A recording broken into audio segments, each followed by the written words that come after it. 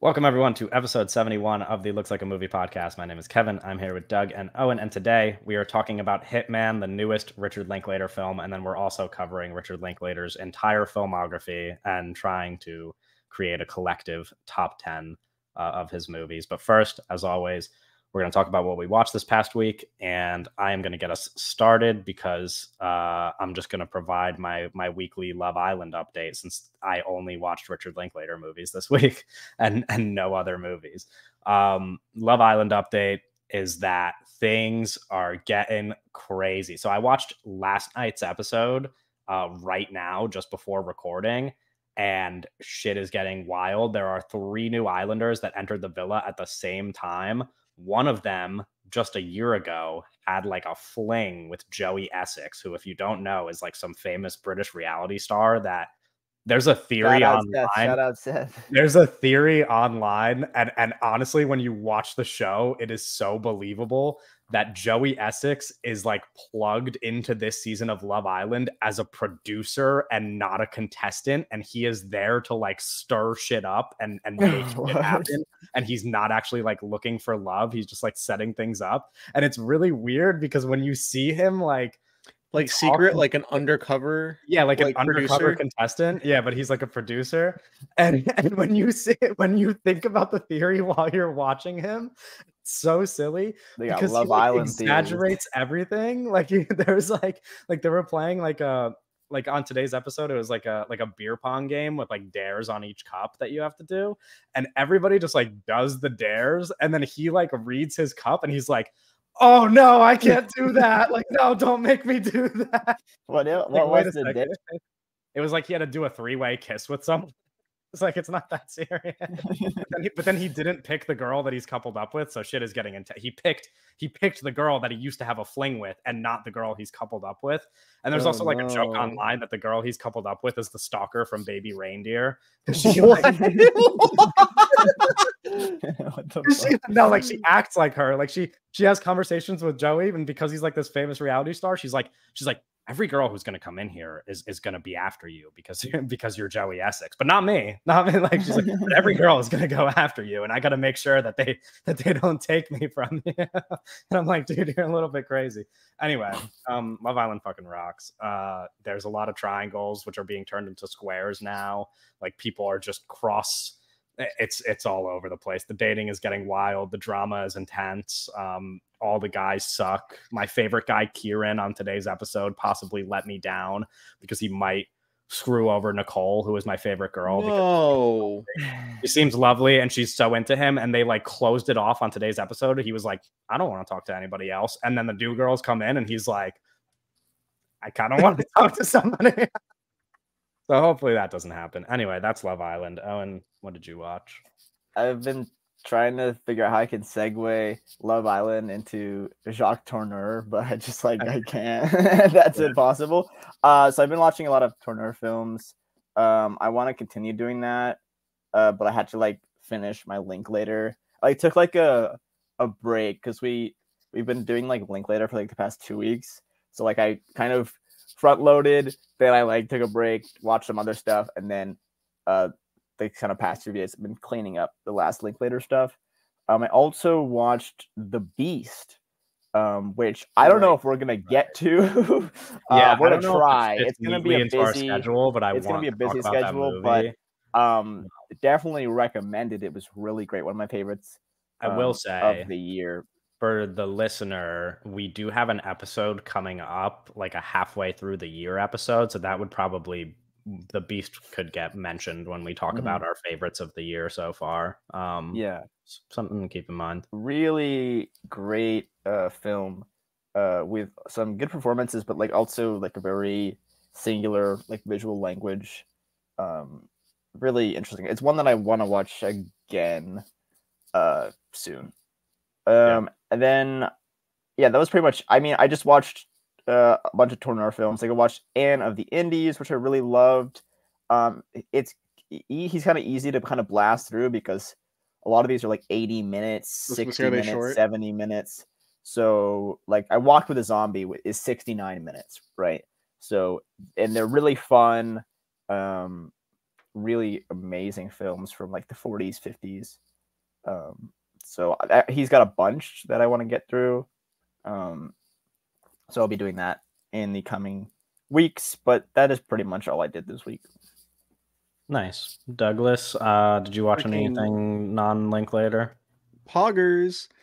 I watched did I mention this last time we recorded Jackass number 2? I watched Jackass. I don't number believe 2. so. I do know that Owen has not seen any Jackass movies though. Via the TikTok. I watched that TikTok you posted. Oh, that's that was a really good video. It was very funny, but I was shocked to find out that you've never seen Jackass. I know we make fun of how young you are very often, but that might be like the wait, let me see. Let me look up.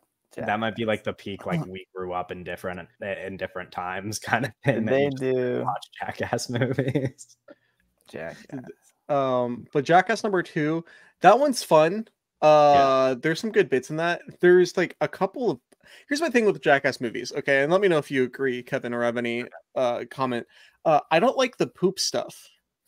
I'm serious. I love like the it movies. Grosses you out. I really like the poop stuff. It's like I gotta leave. Yeah, no, there's certain things. There's certain things. Even with the new, I forget what it was, but because my problem is that I have a real like strong distaste for watching somebody else throw up, whether it's like on screen or in person. And when I see someone else throw up, it like makes me want to start throwing up, and that happens in every Jackass movie.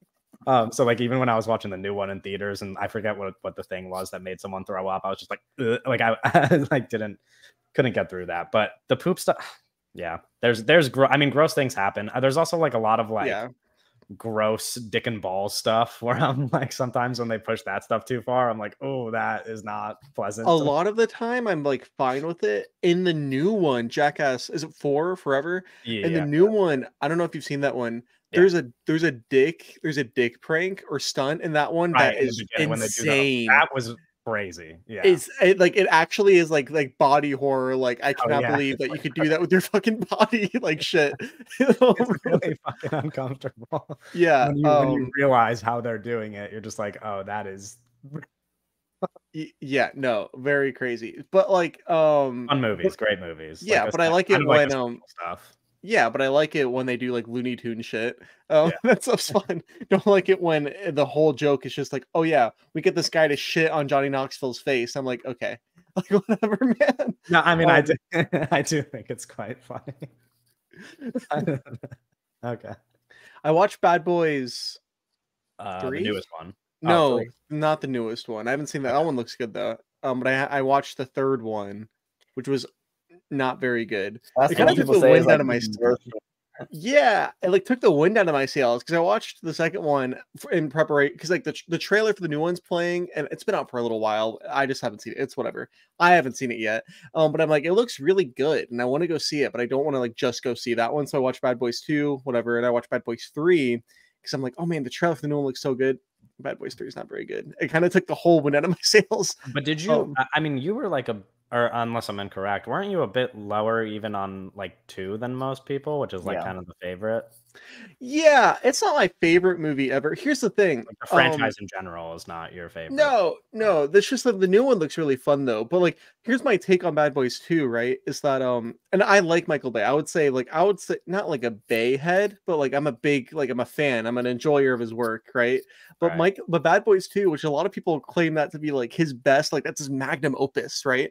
I think that's like, maybe like the opus of Michael Bay doing his bullshit for like way too long, you know. It's not his best movie though. Well, anyways, I haven't seen any of them, so no comment. Fuck, really? Neither of you have seen any of them? No. I've seen the first one and I didn't like it. Well, but I think I watched the first. I think I watched the first or second one on TV growing up, but I couldn't remember more than like a single scene. Yeah, well, the first one's boring. I think kind of forgettable. Well, I remember really loving like the Rush Hour movies, and then watching Bad Boys. I'm like, this is boring, and then not watching the second one. Will Smith was like my favorite actor as a kid, but like funnily enough, I just like when I look back at like his filmography, I'm like, I really didn't watch that many of his movies. I think I just liked him. I just liked him as a dude. You just fucked with him. I was like, really want to watch. Enemy of the State, the Tony Scott. Oh, that looks so good. I need to watch that. I've had it like on my computer for like ever. I just got it. It's like it's kind of long, so I haven't checked it out, but it's probably amazing. I love Tony Scott. Right. Is that the last of your list, Doug? Yeah. I mean, I watched some Richard Linklater movies. So we'll get there in a second, but we're gonna start with Hitman before we get to his whole filmography, because Hitman is, of course, his newest movie starring Glenn Powell, who also wrote the movie with Linklater. Well, he played some role in writing it. Yeah, we don't know how much, but I feel like it was probably significant. It was definitely like he helped make this movie get made. Yeah, like I'm not disagreeing. I know. Well, like Doug made it sound like he was disagreeing. Doug gave like a real. Yeah, I agree. Weird tone right now. Yeah. Well, no, I said he wrote it, and then Doug was like, "Well, like what do you like?" He did. He has a writing credit. He has a writing credit on Hitman. I agree. Okay. Yeah. So it's not really an agrees. Like you just like you can't like take that away from. You can't disagree with it, really. I mean, no, I'm just saying. Listen, we're just stating the facts here. Yeah. Okay. Well, the fact is that Doug didn't like the movie that much. I like the movie. I like the movie. This is fucked up. This is like the shit that we complain about all the time, where people are like. Oh, I know, but it's more fun to do it on on the podcast to you than to do it to a random person on the internet. Anyway, the movie is about Gary Johnson, real guy. Gary Johnson, real guy who, like, part of the story is fictionalized, of course. It's not all true. It's exaggerated. Real guy. Glenn Powell plays him. He's a professor who works like part-time for like the tech department at a police station, and then ends up working as like an undercover fake hitman for them, where he busts people who are searching for hitmen, because the entire kind of deal is that people think hitmen exist when they actually really don't. So they seek out Glenn Powell's character to do hits, and then those characters get arrested for seeking out a hitman. That's the premise of the movie. And then along the way, Glenn Powell runs into Adria Arjona's character, Arjona, her character, who is looking for a hitman, and then a little romance blossoms. What did you think, Owen? I really love this. I don't want to listen and talk about it. I really like this movie because it feels like, in a way, it's kind of like a love letter to movies that don't exist anymore. Right. Like, it's very clear. Like, you have this montage in like the beginning of the movie where it's just showing like all these clips from stuff with hitmen in them. And like Linklater's talked about this in like interviews and stuff about how like they don't really make this like mid-budget kind of movie anymore. And it's obvious that like they still don't really make it when really couldn't get theatrical distribution for this movie, right? Like he was able to make it with like the clout of him and Glenn Powell combined, but it's still like a smaller movie, and it still couldn't get like its butts in theaters. It was a Netflix release. So there is that still level of this kind of section of movies, but it does feel like a classic like 90s, 80s star vehicle, even like early 2000s, where it's like Glenn Powell is the center of this movie, and it's like, let's just have Glenn Powell do a lot of cool shit. And it's a fun little, like, again, like I think it's like a little rom-com. It's some way in an extension of Anyone But You, where it's just like Glenn Powell at the front being like just awesome, and you go for him, and he's fun. And yeah, I really like it. It's not, we'll talk about it kind of where like it lines up with the rest of his filmography. I don't think it's one of his best films, but I do think it's really good, and one of my favorites of the year, which goes more to say about how big and strong his filmography is, rather than like the film itself. Yeah, no, that's fair. The Anyone But You comparison is interesting. I feel like it's I don't know. This is not okay. Here's my thing with Hitman. Well, which is a movie that, similar to Owen, I really like significantly more than Doug. Apparently. Let's do a rating check. But yeah, let's do a rating check. No, me and Owen rated it the same. But You know, I'm famously somebody who enjoys a rom-com, as everybody knows. And so before this movie came out, before it came out on Netflix, obviously a lot of people had already seen it. And those people who had seen it particularly drove the point home that I especially would love this movie. Like they told me, like, no, like, you have to watch this movie, like, you will love this movie.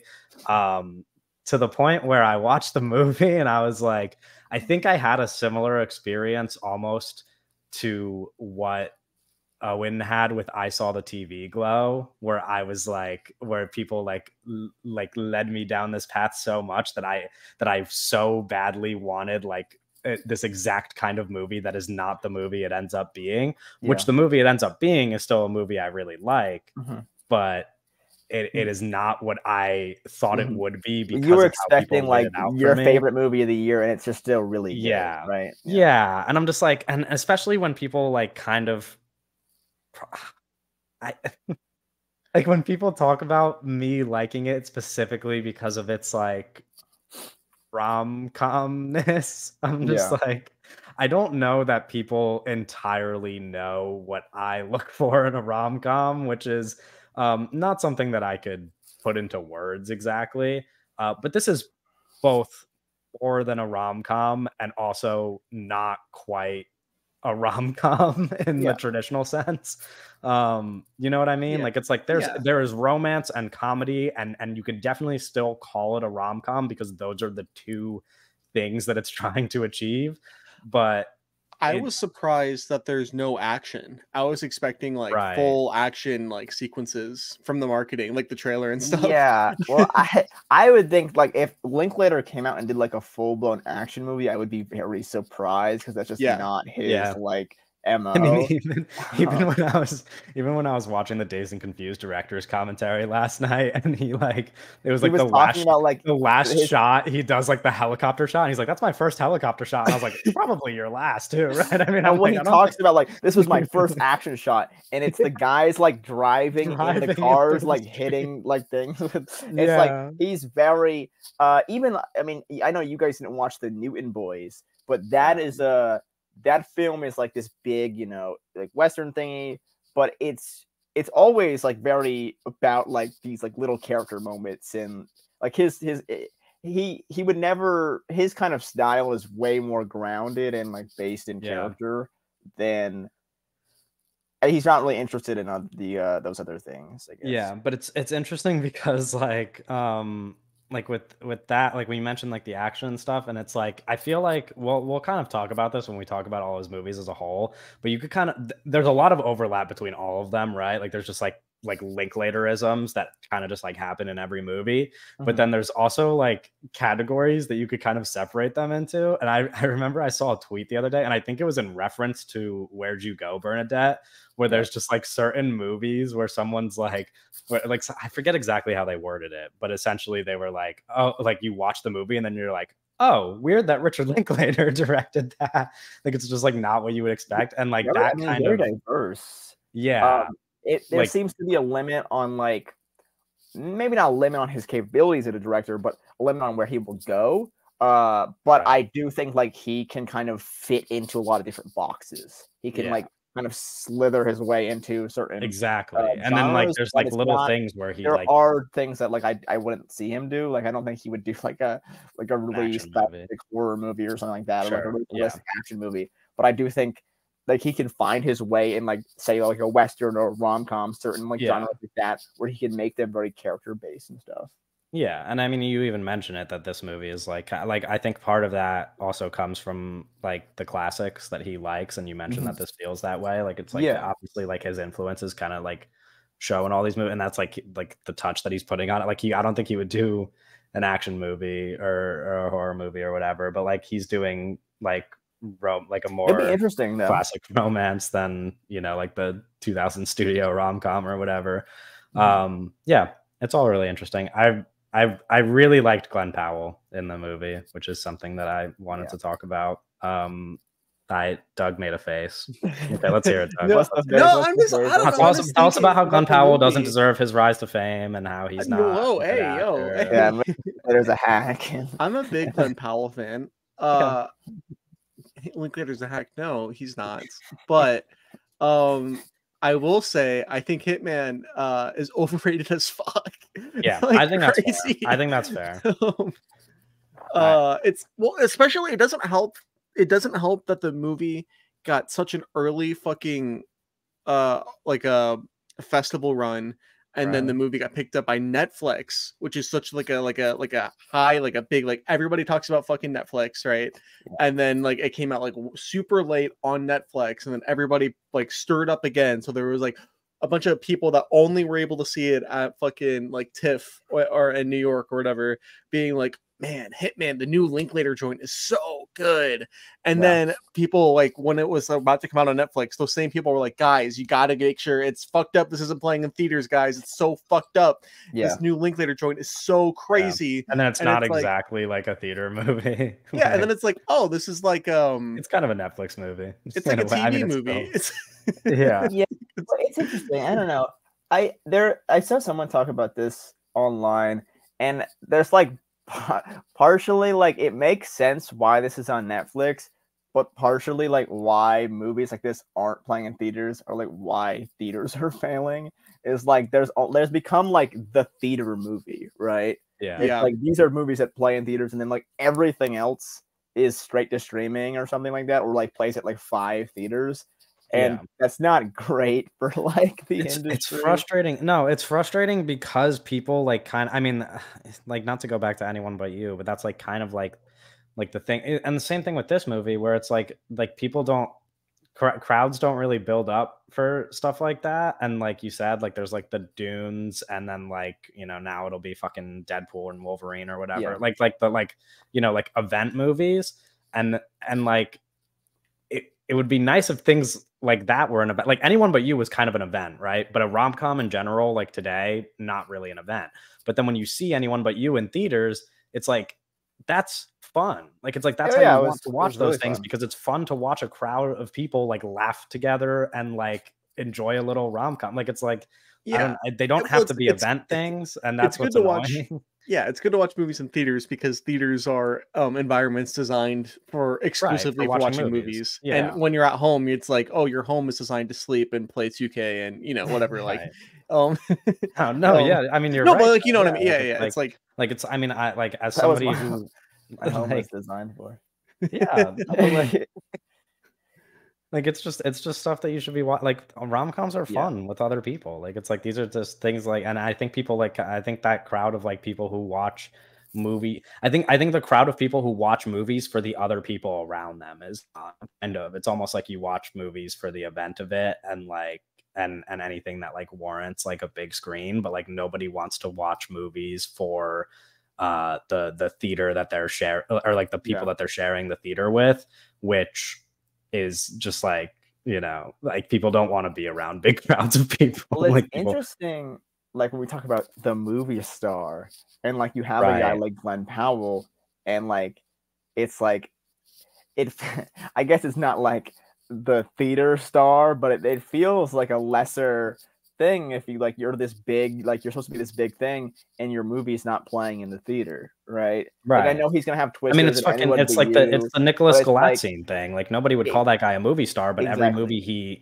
makes, he's a number one on star, streaming. not a theater star. But it's like everybody knows him. That's actually, whoa, that's a great distinction, actually. Yeah, no, I mean, he's every movie he puts out is the number one movie on whatever platform it plays on every single time. And there's like a level of like, obviously, like some actors will just do anything for a buck, and I'm not saying that Nicholas or Glenn is that level, but I'm saying like you're not going to see Tom Cruise in a straight to streaming thing, right? But you might see someone like Ryan Reynolds or The Rock, or someone who is a kind of a level of a movie star where people will go to see movies for them, but they will also be in streaming stuff, right? There's them, right? And then there's someone like, say, Tom Cruise, who's like on another level, right? But even Like, yeah. I don't think I don't think you would see Chalamet at this point being something like that. Like, there's some level of star that they're going to be in the movies. Yeah, right? like Chalamet has kind of like gotten past that. But it's interesting that I don't like. It's like, will Glenn Powell get to that point soon, or it's like it's a weird point to be like, this is where Glenn Powell's at right now because his movie can't actually get in theaters. This movie specifically. Yeah, but I feel like he's making the right moves though. And no, also, if Hitman went into production like today, it would probably be playing in theaters. Yeah, well, it's the thing. They went into production and they played at festivals. They were selling it at festivals. No one was. And it was like and they just selling last year. But also Netflix just Netflix was like just a very new thing. This is like a happening over the past couple months thing. I just don't know if you can. I don't know if you just can 100% say that it would not do the same thing if it was made today. Yeah, I just think it's an interesting conversation to have about Glenn Powell. Well, here's the thing. Does this movie get made today? Even you know what I mean. Well, but I don't know. I would assume so. I think it would just be stuff happens in a few years. I don't know. No, I think my point is that like after Twisters plays in theaters this summer, I don't think a movie what if Twisters Glenn flops? Powell is gonna. The thing about Twisters, what if Twisters flop? I know it. Okay, well, if Twisters flops, then he's not the movie star we think he is. But also, the thing about Twisters 2 is like, Twisters 2 and Twisters TOO. And Twisters 2. Yeah. But the thing about Twisters as well is that the movie doesn't have a big picture of Glenn Powell on the poster. There's a big picture of a tornado on the poster. You know what I mean? Right. But also like it's Captain America, it's not Chris Twisters. Evans. But Twisters it's a is damn also Twister. Yeah, it's also like that. It's a Glenn Powell movie. Like it's like it's part of it. Twisters is a big deal for the trajectory of everything. But like if Twisters flops, it's a Lee Isaac Chung movie. Yeah, but like, well, that's people. Okay, people don't care about directors now, so that's an irrelevant thing. Like unless it's You're saying Oppenheimer made $1 billion because anybody. Oh my god, you guys know exactly what I mean. You guys know exactly what I mean, and you're fucking being assholes. So here's my thing with Hitman. Right? So do you remember when George was tweeting about how sexy it is? It's not the sexiest movie. No, it was like, first of all, I'm not going to drag George on our podcast. I don't give a fuck. But what I will say is like that perspective is so because another thing that he's arguing is like, oh, so many other people like think this, which I'm going to just like take that as face value and say that's true. That a lot of people agree with his thesis, which is that Hitman is like so much more sexy than Challengers is. And my thing is like, I got me thinking about this distinction between like tension, right? Between like sexual tension and sexual on-screen sex. Yeah, like screen sex. But because like the thing about like Challengers, right, is like it's all tension and it's all subtext because it's about these two guys that can't actually have sex, right? But it's like the point I was gonna make about it, because I was thinking about this as well. The point I was going to make is like, for me, I do think Hitman is a sexy movie, but yeah, there's hot people getting naked. Of course, in it, yeah, like but like the sexiest parts of the movie are not them having sex. Like it's like the chemistry is what's hot, and like when they look at each other, it's hot, and when they flirt with each other, it's hot. In the same way that like all of the sexiest parts of Challengers are not them having sex. Like it's like that. You know what I mean? Like it's like that scene in the car, like, is not that's like the setup for it is hot in the same way that like looking at Mike Feist shirtless is hot. Like that's like that's what's sexy, and it's the same thing in Hitman. So it's like you can't really they're doing the same thing. Like it's like just because one has a sex scene in it and the other one, like I don't really care about that because it's like I'm not watching a sexy movie for a sex scene. Like here's the distinction. There are sexy moments in Hitman. The entire Challengers movie is a sexy like build up, right? There are moments you don't even meet Madison until like halfway through there's a huge chunk where literally Madison's like not halfway even in through the movie. Yeah. And there are scenes where she's just not in the movie. Like it's a lot of just Glenn Powell talking to random people. I think she comes in like 30 minutes into the movie. She has parts in the movie, but like Challengers, there was this entire energy throughout the entire movie. Yeah, the primary theme of Challengers is desire, you know, exactly.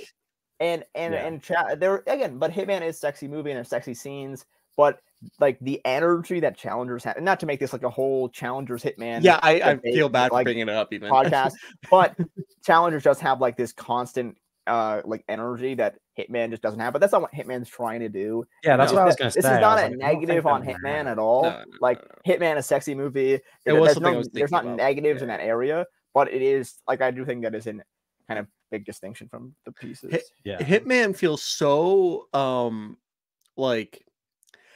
And it makes sense because this is kind of like what Richard Linklater is as like a filmmaker, right? But or a human being rather. But this movie feels so like from the mind of like fantasy of like a straight guy, you know? It's like, man, what would be the that's like most of his movies. Yeah, I mean, what would be like the coolest fucking thing ever for like like when you watch, like when you what if I was super hot and tricked a super hot girl and fall into falling in love with that's why we'll get to this later, but that's why everybody wants them so great, because it's almost so straight it goes the other way. It's like just like a loop, man. But also I love the idea. I love when movies do like one of my favorite things. We don't really get like the makeover movie anymore, but this movie does like the kind of funny thing where like Glenn Powell is like not hot apparently, and then my god, that's so ridiculous. That's so ridiculous. He gets too into character, and then his students are like, "Wait a second, is he hot?"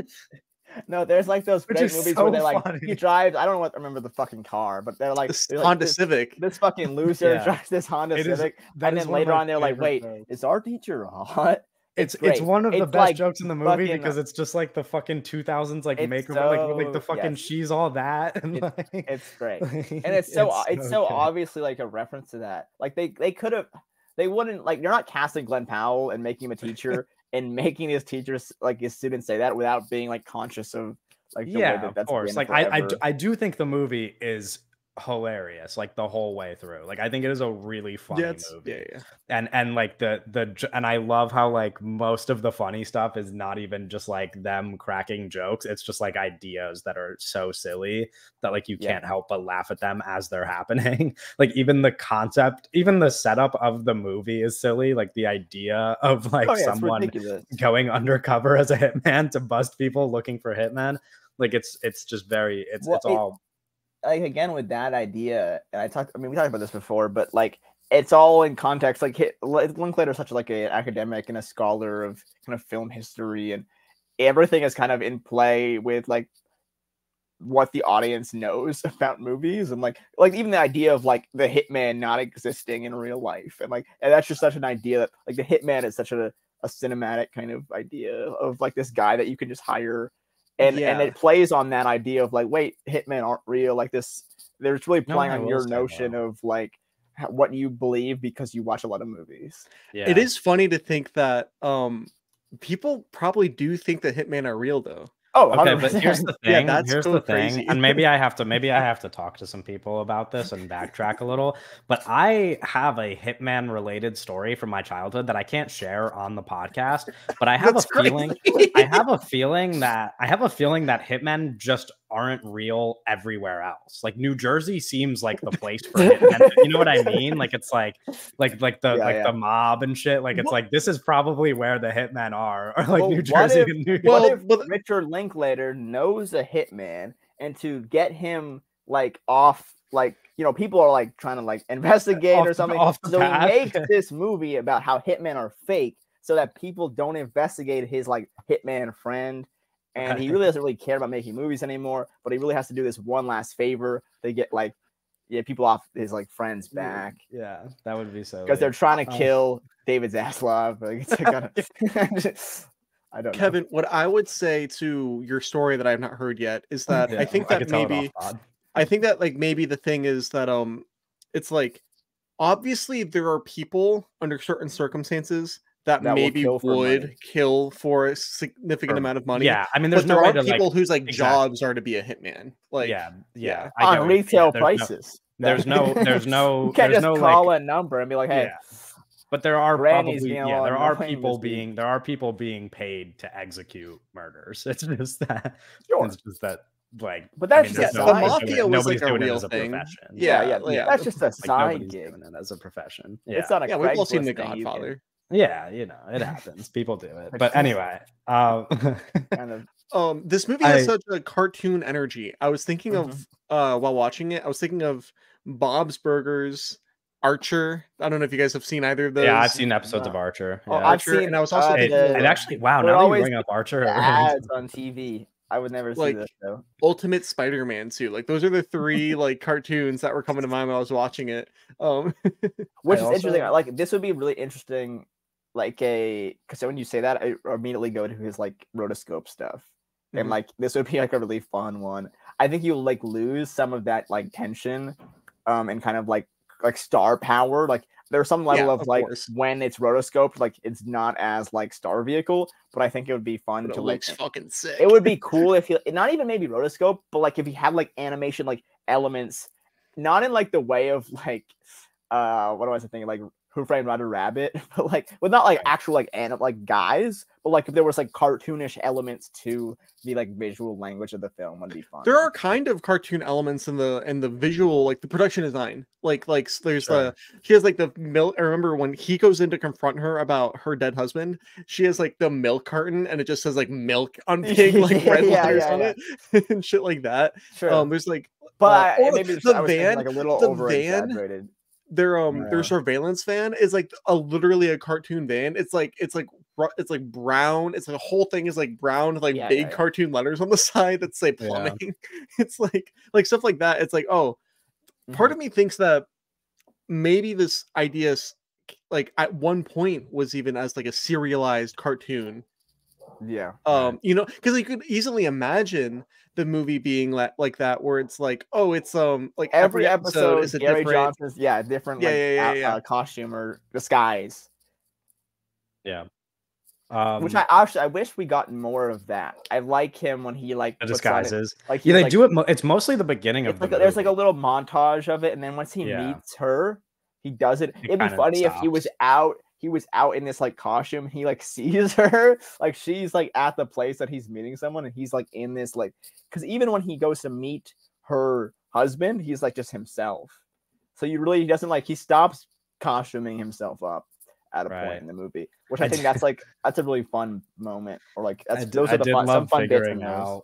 I did love figuring out that part. Like, I guess I don't know where the interview was. It might have been on The Big Picture, but like somewhere where they talked about, where Glenn Powell talked about how he like would show up like and surprise Richard Linklater with the disguises, and Richard Linklater didn't know like who he was going to be dressing up as. Like that's a really funny detail.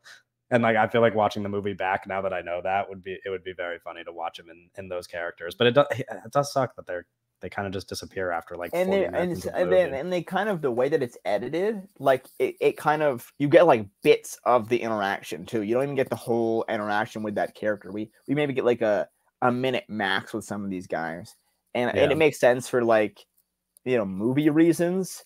But though I would really love, there's so much like I like about this movie, so it's like I just would want more, and that's kind of like kind of a greedy thing. But yeah, it does. I think that I mean like the reason why it goes what were you gonna say, Doug? I was going to throw you a little ball, Kevin, and maybe have a little catch conversation here, and bring up just like mention like on a moral level, is this movie not equally reprehensible as something like Brooklyn Nine-Nine? I think it's a good conversation to have. We're showing the police do kind of like evil things and framing it as like them being like goofy, silly friends, you know? I think the only thing is, because this movie's about like him coercing people into getting arrested. Yeah, he's straight up a cop. It's kind of crazy. Yeah, he's like, straight up a cop, but also like there's like this kind of I don't think that I've noticed. I especially noticed during my like this binge that we've conducted of like Linklater movies, where like police are kind of a common theme throughout. Like a lot, like they either just like show up or are like kind of a key part of like a lot of movies. And I'm like, it's interesting. I mean, you know, like Texas Guy, like frat bro movie, like it makes you know, I don't know, but like with this one, there's like parts, like the part that I didn't really think about too much until after I watched the movie was this idea, and we haven't even talked about him yet, but I wanted to bring him up anyway, Austin Emilio's character, who is fucking awesome in this movie. Like he's the villain. He's the villain, and like he's also in Everybody Wants Some. Like he's worked with Linklater before. Really funny guy. Like kind of steals the show at one point in this movie, but his character is not working for the like beginning chunk of the movie, and that's why Glenn Powell gets the job as the hitman, because his character was like on video with like 9 million views or whatever, beating up kids. I wish we saw, and like everybody in the police department. I wish we saw the video. Yeah, but like everybody in the police department kind of like accepts that it's a thing he did, and they're just like, you know what I mean? And it's like when you think about that too much, you're like, oh, that is a little bit weird. But then it's also like they also all don't like him, so it's like I don't know if it's trying to like say that. I take it back. We but didn't need to see the video. It's like Rosemary's Baby. It's like you can't see the baby because your imagination's gonna be just crazier. So if you just hear he beat up kids, you can think whatever you want about that video. But like, you know, it is weird. It is weird that he's like working with the police, and then like it ultimately, spoiler, ends in him killing a police officer. And like, so it's like, I don't, the movie is very like morally gray. I feel not even just killing a police officer. It ends with a huge spoiler for the movie. I'm assuming everyone's seen the movie because it's on Netflix, and it's like, and big director. Just, we said spoiler. It's okay. You can. But like what's the character's name? Madison. Madison actually kills her husband, right? And then Glenn Powell actually like kills the police officer that's in that like knows Bonnie and Clyde. That and then like helps her like get away with it. That's not really like to be fair. It's not but it's also like I'm not saying it's moral to kill people, but in the world of movies, it's a pretty common thing like for people to side with someone killing their abuser. Like it's like that's a thing that happens and we accept. So that part's like less. And just like annoying guys. He's just like an annoying guy. We don't know if he was it was like implied at the beginning of the movie that he was an abuser, and then it's like, oh wait, I mean, it doesn't really matter. He probably is at the very least like pretty verbally abusive. Like she talks about what he's done, which like includes like monitoring her eating habits, and then so is and Ethan then later. Hunt. I thought you were talking about the other guy. No, but and then later in the movie when we meet him, he's like a violent, aggressive. He's just like a random guy. Like I know a ton of those guys. Yeah, no, I same, but like that doesn't make them good people. Like, no, like, I know, but it's like, obviously those people shouldn't die, but in the world of movies, it's like a pretty acceptable death. But that is like kind of like secondary in terms of like my maybe like moral issue with the movie is the cop stuff, because it's like, oh, Glenn Powell's an undercover cop, and this is where my big issue was while watching it, where I was having a hard time laughing at all the jokes, because it was like, oh wow, like he really is coercing people into like, and there's a level.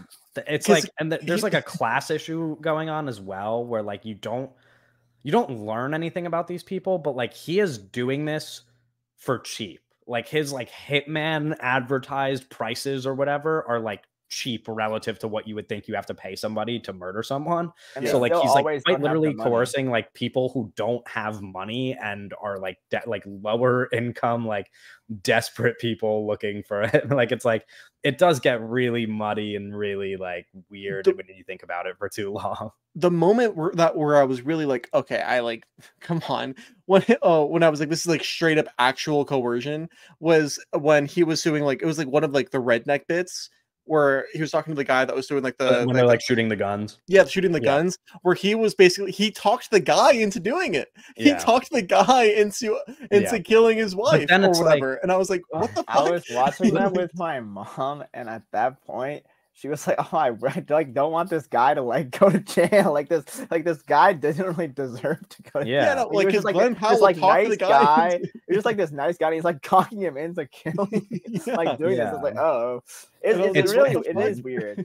It's weird, but it's also like, I don't like, it's like if you can watch it and recognize that to the point where like you're watching it with your mom or like whoever, and like they're like, oh well, like that's like a little bit weird. It's like, I don't know, that the ending is strange, because like almost while watching it, I was like, I almost feel like this is like wrong that they end up like together with children and like everything's fine. So it's almost like, is the movie saying that? Like, you know, like, is the movie even really like advertising this as a happy ending, or that what he was doing is good? Because it could just not, because it could just not be. Like, it's like, it's almost all like, so I love the ending because it reminds me of like when, like in like a movie.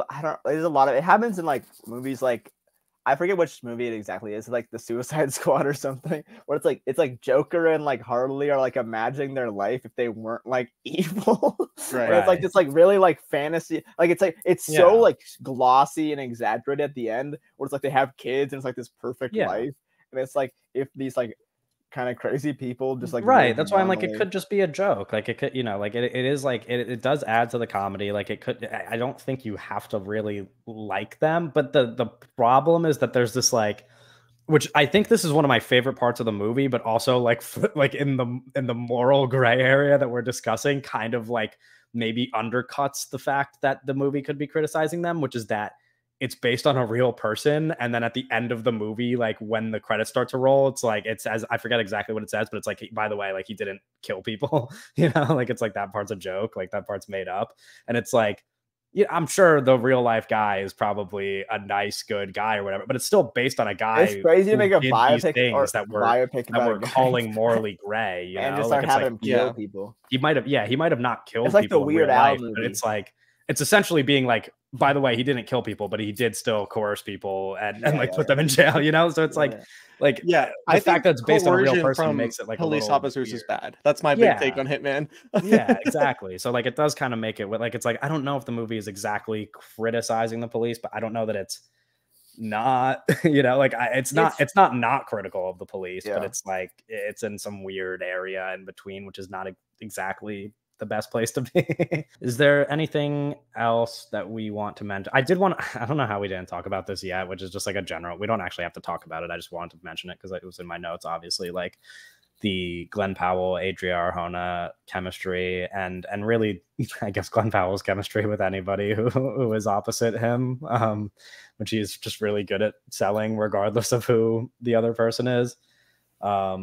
Just something I want to mention. And we talked about Austin Amelio, who I also said I love. There's also a lot of like Linklater philosophy stuff, which obviously he's a big fan of. You know, I like all of the professor stuff and all of the stuff regarding identity. I don't know if you guys have any thoughts about the philosophy stuff in the movie, which is you know, something that shows up in pretty much all of his movies. The idea of like, oh, you gotta imagine the person you want to be and then you become that person, that's like real and like valuable, you know, if you've never heard that before. Sure. And also just like the idea of like playing characters in your life and like the level to which we act in our lives. And also like, I guess you could kind of even make it a meta thing where it's like an actor playing an actor, and like there's like layers to it, of course. I really like that part of the film where it's like him kind of creating himself by like trying out all these like personalities and stuff. And I almost wish they leaned into that more, and we got him like kind of more experimenting with like different sides of himself, because he kind of just like randomly like lands on this guy, and other people are like, oh, we really like this guy, and he just he sees a beautiful woman that he's attracted to, and he's like, oh, like what do I need to do? It's for this woman to be attracted to me. But I don't know, that was like, I think like him kind of trying out all these personalities was really interesting to me. I mean, it's an interesting like thing where it's just, I mean, this is so true to real life. I feel like maybe not so much now as an adult, but especially like when I was younger, where it's like this idea of like being a person specifically because you like to be liked, like just doing things because it feels good when people like you and want to be around you, which is like a universal kind of thing. And a lot of what shapes all of our personalities is like, you know, which parts of us are really true to ourselves and which parts of us are like us just kind of like doing things because we know other people like when we do those things. I think it's funny, and maybe like a little more to that like cartoonish like level that we were talking about earlier. But basically, he's able to just like kind of transform into just what or who he needs to be at that moment. Like it's like that's not like an easy thing to do, but like he's able to kind of like shapeshift into the exact right person that he needs to be at like that moment. Yeah, like that's not really who he was at the like start of the movie. Right. And part of like Glenn Powell's performance that's just so good is kind of this like after the initial 30-minute, like after it kind of starts to transition from rom-com into like movie about identity and just like watching like very seamlessly how he goes between like this character who he's playing and like the guy who he really is, and then they kind of like morph into the same person, and he just kind of like it's really impressive. I mean, I don't know how he does, but it happens so naturally that you don't even realize it's happening. Really, like you kind of almost have to watch the movie back and like see the scenes where he goes from one to the other. It's like it's really fucking crazy. And then there's also like the, you know, I think it's really the only like big scene in the movie worth mentioning that everybody's been talking about, the kind of like notes app scene, which is really great from both of their ends, performance wise. Really fucking cool idea as well. Like it's really cool idea, but it's another example of a great avenue to just like let these actors act their asses off. Right. Like it's just like it's a simple kind of in concept. It's smart to like think of it, but it's like kind of, here are two actors and we're going to just like have them just give great performances here. Like it's such an easy way to like kind of and you know, hype them up. That scene is very good. It is funny if you think about it in universe for 2 seconds, because you're like, this isn't how fucking people talk to each other. But it's very funny, but it's kind of like, it's kind of the part that wins me over the most when I talk about it as like a rom-com, because it kind of is like their rom-com moment. Like it's like, it is like the grand gesture of this movie is like him coming back there and like doing that, and he's like hyping her up as she's like acting it out, and it's all very like sweet. It's kind of like the one moment in the movie, I think, where it veers into like traditional rom-com and like how just like cute and fun it is. It's really good. Yeah, I mean, I love that scene. Are there specific scenes that you guys want to talk about as well? I mean, I also wanted to talk a little bit about like the characters that he plays, I guess, which we already mentioned, but like some of them are really fun. Like the American Psycho thing is really funny.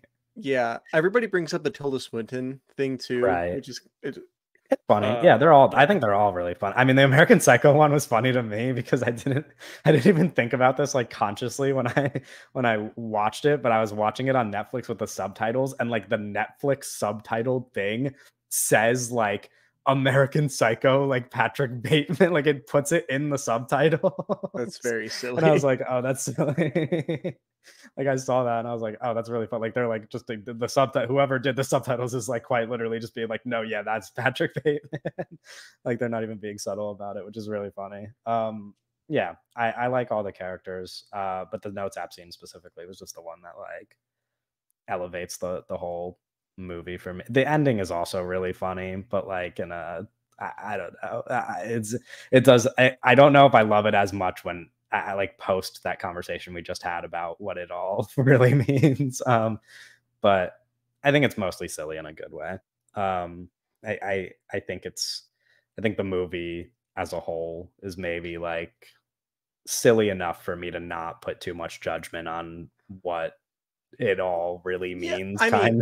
It's my thing is like, listen, it's there's two kinds of people when it comes to this, right? There's the people that like Brooklyn Nine-Nine, and then there's the people that don't like Brooklyn Nine-Nine. If you like Brooklyn Nine-Nine, you're gonna love this movie. Fun piece of Kevin lore is that the most famous person from my hometown, like ever, is one of the stars of Brooklyn Nine-Nine. She's like really the only famous person that has ever come out of my little hometown in New Jersey. That's crazy. So yeah, she's like the main, I don't know her name because I don't watch the show, but or like her name in the show, I mean, but she's the main like girl in the show who's like opposite Andy Samberg, I guess. Okay. Yeah, I think I know. Yeah. I mean, I haven't seen the show in so long, but I think I know who you're talking about. Anyway, pretty cool. Knows, because Doug's a big fan. Anything else you guys want to say about Hitman before we move on to our big Linklater kind of thorough list we're doing here? watch it with friends and family. It's a good time on Netflix. Okay, so I'm gonna lay out kind of how the way that we're gonna attempt to approach this, and it's probably gonna get a little bit messy, but I think we prefer that to doing like a draft or whatever, which is just like a little too stale. Like we'd rather it be a bit messy. Did you see Messi just started to do like beverage company? Okay, I saw okay. last night he posted on Instagram. This is not a soccer podcast. It's called like Moss. It'll never be a soccer podcast. Anyway, so the game plan for how we're gonna do this, right? And we can hopefully collaborate well enough for this to work.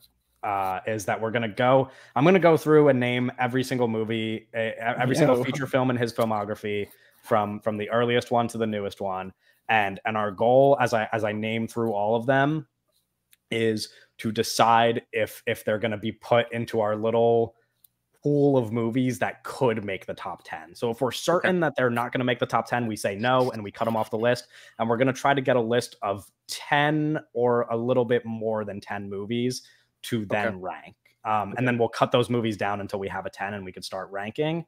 And ranking wise, we're not going to do a draft, but for the sake of keeping it organized, one person will suggest a number and then we can argue. I think that's a good way to do it. I'll suggest number 10 and then you guys can push back, and then Owen could suggest number 9, and we'll keep going until we come down to number 1. It's similar to the way we did M. Night, I think. Exactly. Except with M. Night, we did all of his movies. We didn't just but first we have to cut down and make our little list. And the only rule we're putting on this is that for a movie to make the pool of movies that we're picking from, at least 2 of us has to have seen the movie. So that's why I'm going through all of them, so that if there's a movie that only one of us has seen, we could kind of quickly say if we like it or dislike it or whatever, but it's not going to have a chance. There's a couple of movies I did not watch that I feel fucking stupid. So starting with, of course, the earliest one, It's Impossible to Learn to Plow by Reading Books, which I think we're all in agreement makes the pool. Yeah, that's the okay. Yeah. So that is an automatic in there. Our next movie is Slacker, which I think also we can agree makes the pool. Yes. Yeah. Of course. The next movie is Dazed and Confused, which I hope also makes the pool. So off to a strong start. Okay, whatever. The next movie also makes the pool, I imagine, which is Before Sunrise, the first movie. Yes.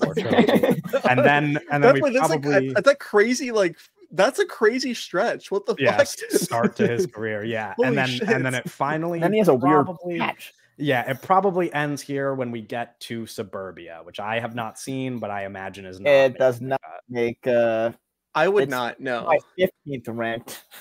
Yeah, which is, I thought I was gonna really like this one. It's similar to Dazed and Confused. I think Kevin might like it. It's similar to Dazed and Confused in some ways, but it's like mean-spirited.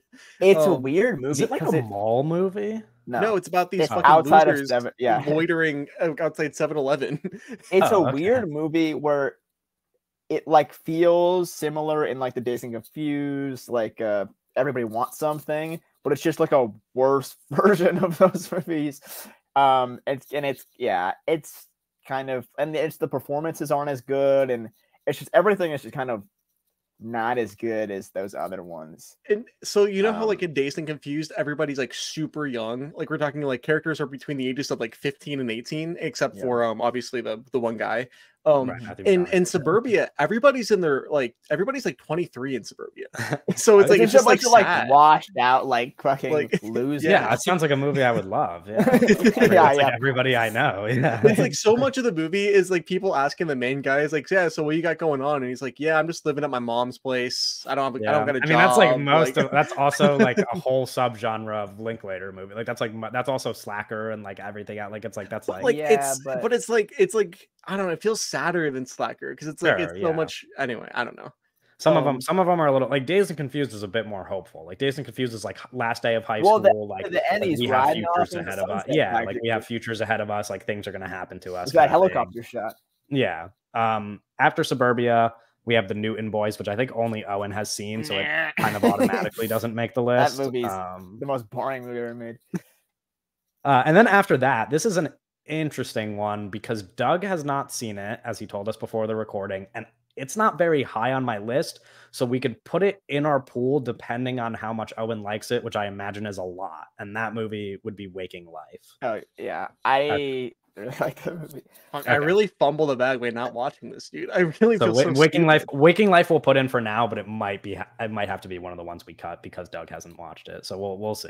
The next movie after that is Tape, which I just watched this morning, and I like enough, but I would be pretty comfortable not putting it in material. I think it's fine. Like, I think it's good. I think it's solid. I don't know where, like, Doug, how many have you seen? I've seen 13. I've seen 13 movies. I have I've freshened up on the ones I didn't rewatch like the whole thing on. I've actual strong like opinions about all 13 of these movies. So I like Tape, but there's a lot of movies I like.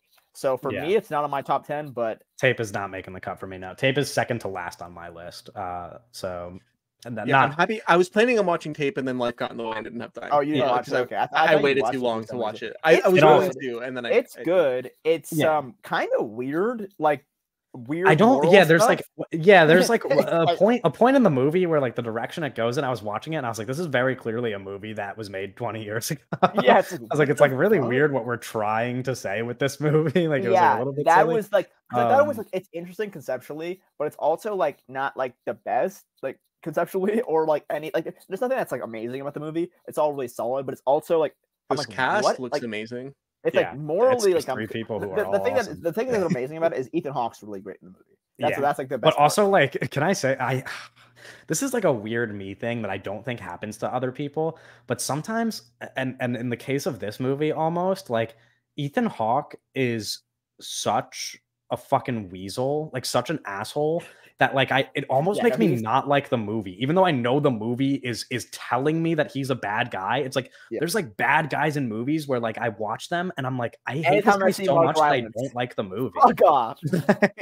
Like I was watching it and I was like, this is just annoying me now. Like this guy is the worst. Like, I can't stand. That's kind of how I felt. Well, I mean, we'll get there when I won't spoil it. Yeah. Okay. Well, we'll get there. So Tape is a no for now. Next up, we have School of Rock, which I think we say is a yes for now. Probably. Yeah, I think so. Right? Okay. Yeah, I mean, it's also his most commercially successful movie. Because I have like 10, 13, maybe I don't know how many. I have a lot of 4 stars, so it kind of falls out for me. But I think the movie's fantastic. Yeah, I think I mean, maybe we cut it, but out of my 15 movies, I like 14 of them, and one I haven't rewatched before the podcast. So, but like School of Rock, I guess we should while we're on School of Rock, we should maybe talk about this, which I think we're all probably in agreement that this top 10 list is just strictly going to be how much we like the movies, and their significance is not going to matter, because like School of Rock is significant in the sense that it's like his one big commercially successful movie. I feel like we might have to take in significance a little bit when we get when we get into the weeds of like how are we going to decide like the and like, where we're going to we're like neck and neck. Well, okay, we could I think maybe we'll do maybe we'll consider significance one because exactly. We'll consider significance based on if they make the list of 10 movies but not where they fall on the list, right? I think that's where we're I'm just saying, like, if there's 2 movies we're fighting on like 6 or 7, like it could maybe get a bump because it's more significant, but I don't think it like the bump isn't going to be huge, right? Yeah, it's going to be like a one spot type of thing. So our next movie, I think we could just agree that we're automatically greenlighting every Before movie. Our next movie is Before Sunset, right? We're just going to put them in the pool. I think the whole like duh. Am I dumb? Like duh. No, right? Yeah, they're all in the pool. Okay. Have any of us seen Bad News Bears? No. Which is the next movie? No, because everybody says this movie fucking sucks. I did not watch it either. Max, friend of the pod, Max. I mentioned it to him, and he was like, "Oh, I hate that movie." So I just like took it off my list. I'm sure it's fine. I'm gonna be honest. I'm sure it's fine. I don't think there's any. I don't think got to the point where I was like, has any movies. I don't think if I don't watch this, I think I'll be fine if I don't watch this. Yeah. Maybe one of you has seen. I think Owen has seen this. Fast Food Nation is the next movie. I haven't. Oh, you haven't? I know people really like it. I didn't get around to it, but I know didn't get around to it. There are Fast Food Nation heads that might be a little upset that we haven't seen it. But it's just like it comes down to like we can't watch every movie ever. I skipped it because of the rating, but there are truthers. Yeah, there are truthers. That's true. Next movie, Automatic Greenlight, is A Scanner Darkly, which I know is like Doug's favorite, so that has to make the list. We'll talk about it. We'll talk about it. The next movie I know none of us have watched, which is this documentary he did about a baseball coach called Inning by Inning, A Portrait of a Coach. So that is not going to make the list. The movie after that, I also don't think any of us have watched, Me and Orson Welles. Okay. This shit looks bad. I'm sorry. Yeah. I think that I think I would hate this movie. I don't know, something about the vibes. It's like really terrible vibes from this poster. I think our next movie you two have seen, so you can determine if it makes the cut. I thought the next movie was You Two, and I was like, I don't remember that one. No, I think I have not seen it, but I think both of you have. Otherwise, it's not making the list automatically. Bernie's good. I don't think it makes the list for me. I like it. I low-key might like Bernie more than School of Rock, but we don't have to put it on if you don't feel strongly about it, Owen. I'm not gonna fucking fight for Bernie. For reference, there is already 8 movies that are yeses and a couple more to come that are probably So for me, it was like I was a little disappointed with Bernie because I really love School of Rock. I watched it fully for the first time recently. And so it's like, oh, I really love this collaboration. I think Jack Black is at his best with Linklater. And while I do think Jack Black's performance in Bernie is really great, I've seen people say like this is his best movie. And I just did not get that from Linklater's best movie. Yeah, there's people online that say Bernie is Jack Black, not Jack Black, that they think that's Richard Linklater's best movie. So I came in expectations of like this being like one crazy, of a sleeper, and I was like, nah. Right. It's fun. I think the idea is really like making like a comedy about like a dark comedy about a mortician is kind of like that's really cool. Isn't that the plot of like a whole HBO show? Oh, I don't know. I just found it not to be as compelling as most of his other movies. Right. I know what you're talking about, though. I have heard people say Bernie is his best movie. I do know that there's a crowd of people who really like it. I did not get around to watching it. It's good. It is not his best movie. I will attest to that. Our next movie, Automatic Greenlight, like I said, Before Midnight. And then the one after that, curious where we put this, because I don't know if Doug rewatched it. He didn't. I didn't rewatch Boyhood. I also didn't rewatch. I wanted to rewatch Boyhood, and I just didn't. It's kind of bad because none of us rewatched Boyhood. I know. No, but here's the thing: is that last night I did a game time like coin flip between Boyhood and Everybody Wants Some, and my Everybody Wants Some rating did not change. So I wish I fucking did Boyhood instead. So here's my thing with Boyhood. Okay. I did not like this movie when I watched it, but I put a lot of thought into it though, and I think that maybe we include it just because on the basis, and I know that Kevin just said that we're not going to do this, but it's like it is like his most ambitious piece that has been released. I wish we all rewatched it because it's a tough thing where it's like we all seen it before, but it's been years plus, and it's really hard to talk about a movie, rank a movie that we haven't seen in years. Here's my thing as well. And there are movies I like more this, than on this list. I feel this so genuinely, and this is why I think we should give Boyhood the green light, because it is currently third to last on my list, and it's only because I haven't rewatched it. And when I look at the movies above it, I am I don't know if I should be this confident, but I am almost like so confident that if I rewatch Boyhood right now, it would move up 5 spots on my list. Because here's the I loved this movie in high school, and then I only watched it again like freshman or sophomore year of college, like a few years back on TV, and I was like, I don't like this as much. But now, like that I'm in full Linklater mode, if I watched it right now, I'd probably be like, I really like this. I'm gonna be honest, I'm gonna assume it's better than Hitman. Yeah. That's what I'm saying. Like I have Hitman higher, but it's like that's what I mean. I'm like, if I rewatch Boyhood, I feel like it can maybe move up, but it's hard. It's hard to do it, put it in the ranking, just because there's so many good movies. But this is only the early pool. We're just putting a pool together a movie. We could narrow it down when we get there. So we're making a big pool and then we're making it into 10. Yes, that's great. I'm cool with putting it in the early pool, but I don't see how it can be, and I don't see it being in the 10. But well, we can discuss in a second because we're almost. I do agree with Doug. It is his most ambitious project. It also just until we really the did movie mess that up a comes out little in by not 17 years. rewatching it. Exactly. Until we wait till we return. Yeah. The next movie I think also gets put in the pool, which is Everybody Wants Some. Yeah. Unless Doug wants to push back on that inclusion. No, Okay. we can include it. I mean, okay. I did not watch the next movie, Last Flag Flying. I don't know. I didn't either. It was only Doug. All okay, right. so that one does not make it. That was such a funny one for you to watch. Put it in anyway? What do you, I know? I wouldn't argue for it. The movie's fine. Okay. It was just funny for you to watch that one. The next movie is an interesting case, and the movie that I was going to ask about before we recorded, but then I cut myself off, which is, did you watch Where'd You Go, Bernadette, Doug? Okay.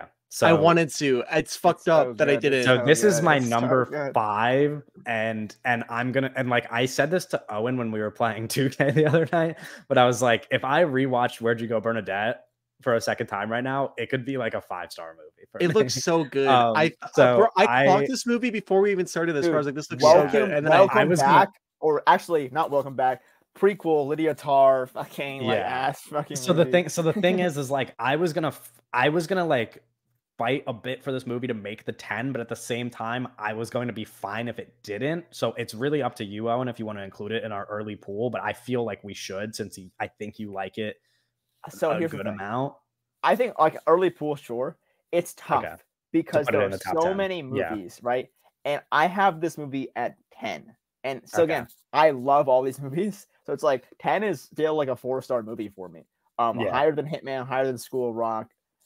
I think we're gonna have to do. I think there's gonna be some work to do between this and Waking Life, the two movies that Doug did not watch that you and I. There's gonna be some weird battles because some of us haven't seen all the movies, and then some of us like the things more than others, and we'll see. But I think let's put it in the early pool. God, I fucked up so bad by not watching Waking Life. I would probably fucking tell you like Waking Life's a 5-star movie. I don't think that Doug has seen this one, and I think you said you were gonna watch this, Owen, but I don't know if you did. Apollo 10.5, A Space Age Childhood. To it.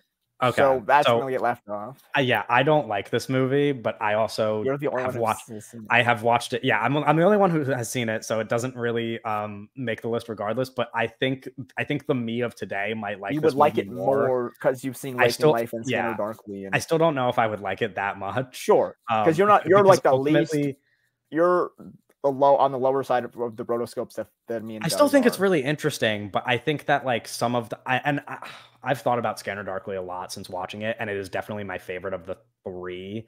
But and just because like so good, and it's also just like I think Scanner Darkly is so interesting because what we're going to talk about was kind of God mode in that movie. I mean, Scanner Darkly, I have no problem with ending up high on the list. The thing is with Apollo 10.5, like the one time I watched it a while back, for me, and this is probably not how I would feel about it now, but at the time I watched it and I was like, this kind of feels like a movie they would show me in history class and I would like fall asleep during, Apollo 10.5. Like I would like in 6th grade, they would have put it on in history class on like a movie day. Showing rotoscope Linklater joints in the schools now. No, but not because of how it looks, just because of because it's just like essentially, the movie is like a retelling of like all this like history stuff, and I'm just like, oh man, I'm kind of bored, dude. It's just stuff that doesn't interest me, and I get that it's like connected to his childhood, and there's more there, which I would probably. I think it's more important that Waking Life and Scanner Darkly. I think those are more important. And then final movie, like we just talked about, Hitman. Do we put it in the pool or do we just say no? It's up to you guys. Hitman is currently my number 7, so it's like 11 for me. I think it kicks. I don't think we. Yeah, okay. I'm totally fine with kicking Hitman off for like significance reasons. I think there's too many movies that are good that we're on the fence on that I don't think Hitman makes it. Okay, because my thing would be like if we put in Hitman, it might have to be like 10. Yeah. So it's 11 for me. So I just. So here's the thing with our remaining movies. I'm going to read them off, but I think we did pretty good because we have 12 of them. So our goal is only to eliminate 2 movies before we start doing our top 10. So our 12 movies that we're picking from are It's Impossible to Learn to Plow by Reading Books, Slacker, Dazed and Confused, Before Sunrise, Waking Life, School of Rock, Before Sunset, A Scanner Darkly, Before Midnight, Boyhood, Everybody Wants Some, and Where'd You Go, Bernadette? Those are the only movies? Those are our 12 movies. Fuck. So we have to, eliminating 2 of these is going to be really hard. And here's the thing. Here's where I suggest we begin. I mentioned that like certain movies fall into like their own category, like very in conversation with each other, kind of like, and I wonder if it would make sense to eliminate based on that and pick like one of the best examples of it. I don't want to separate the 2 rotoscope ones because I think you guys both want to put those in there. But like similar to, and I don't really want to do it with Dazed and Confused and Everybody Wants Some either, because I also feel like you can make the case for those. But like even Slacker falls into the Dazed and Confused Everybody Wants Something. You have to put Slacker on. Okay, like, you can't. You're gonna say that about all 12 of these movies. No, but like, but specifically Slacker, you cannot leave. You can't leave. You cannot make a top 10 Richard Linklater movies without Slacker. It's weird because what movies would you suggest that we knock off? It's weird because when you look at it like that, Plow.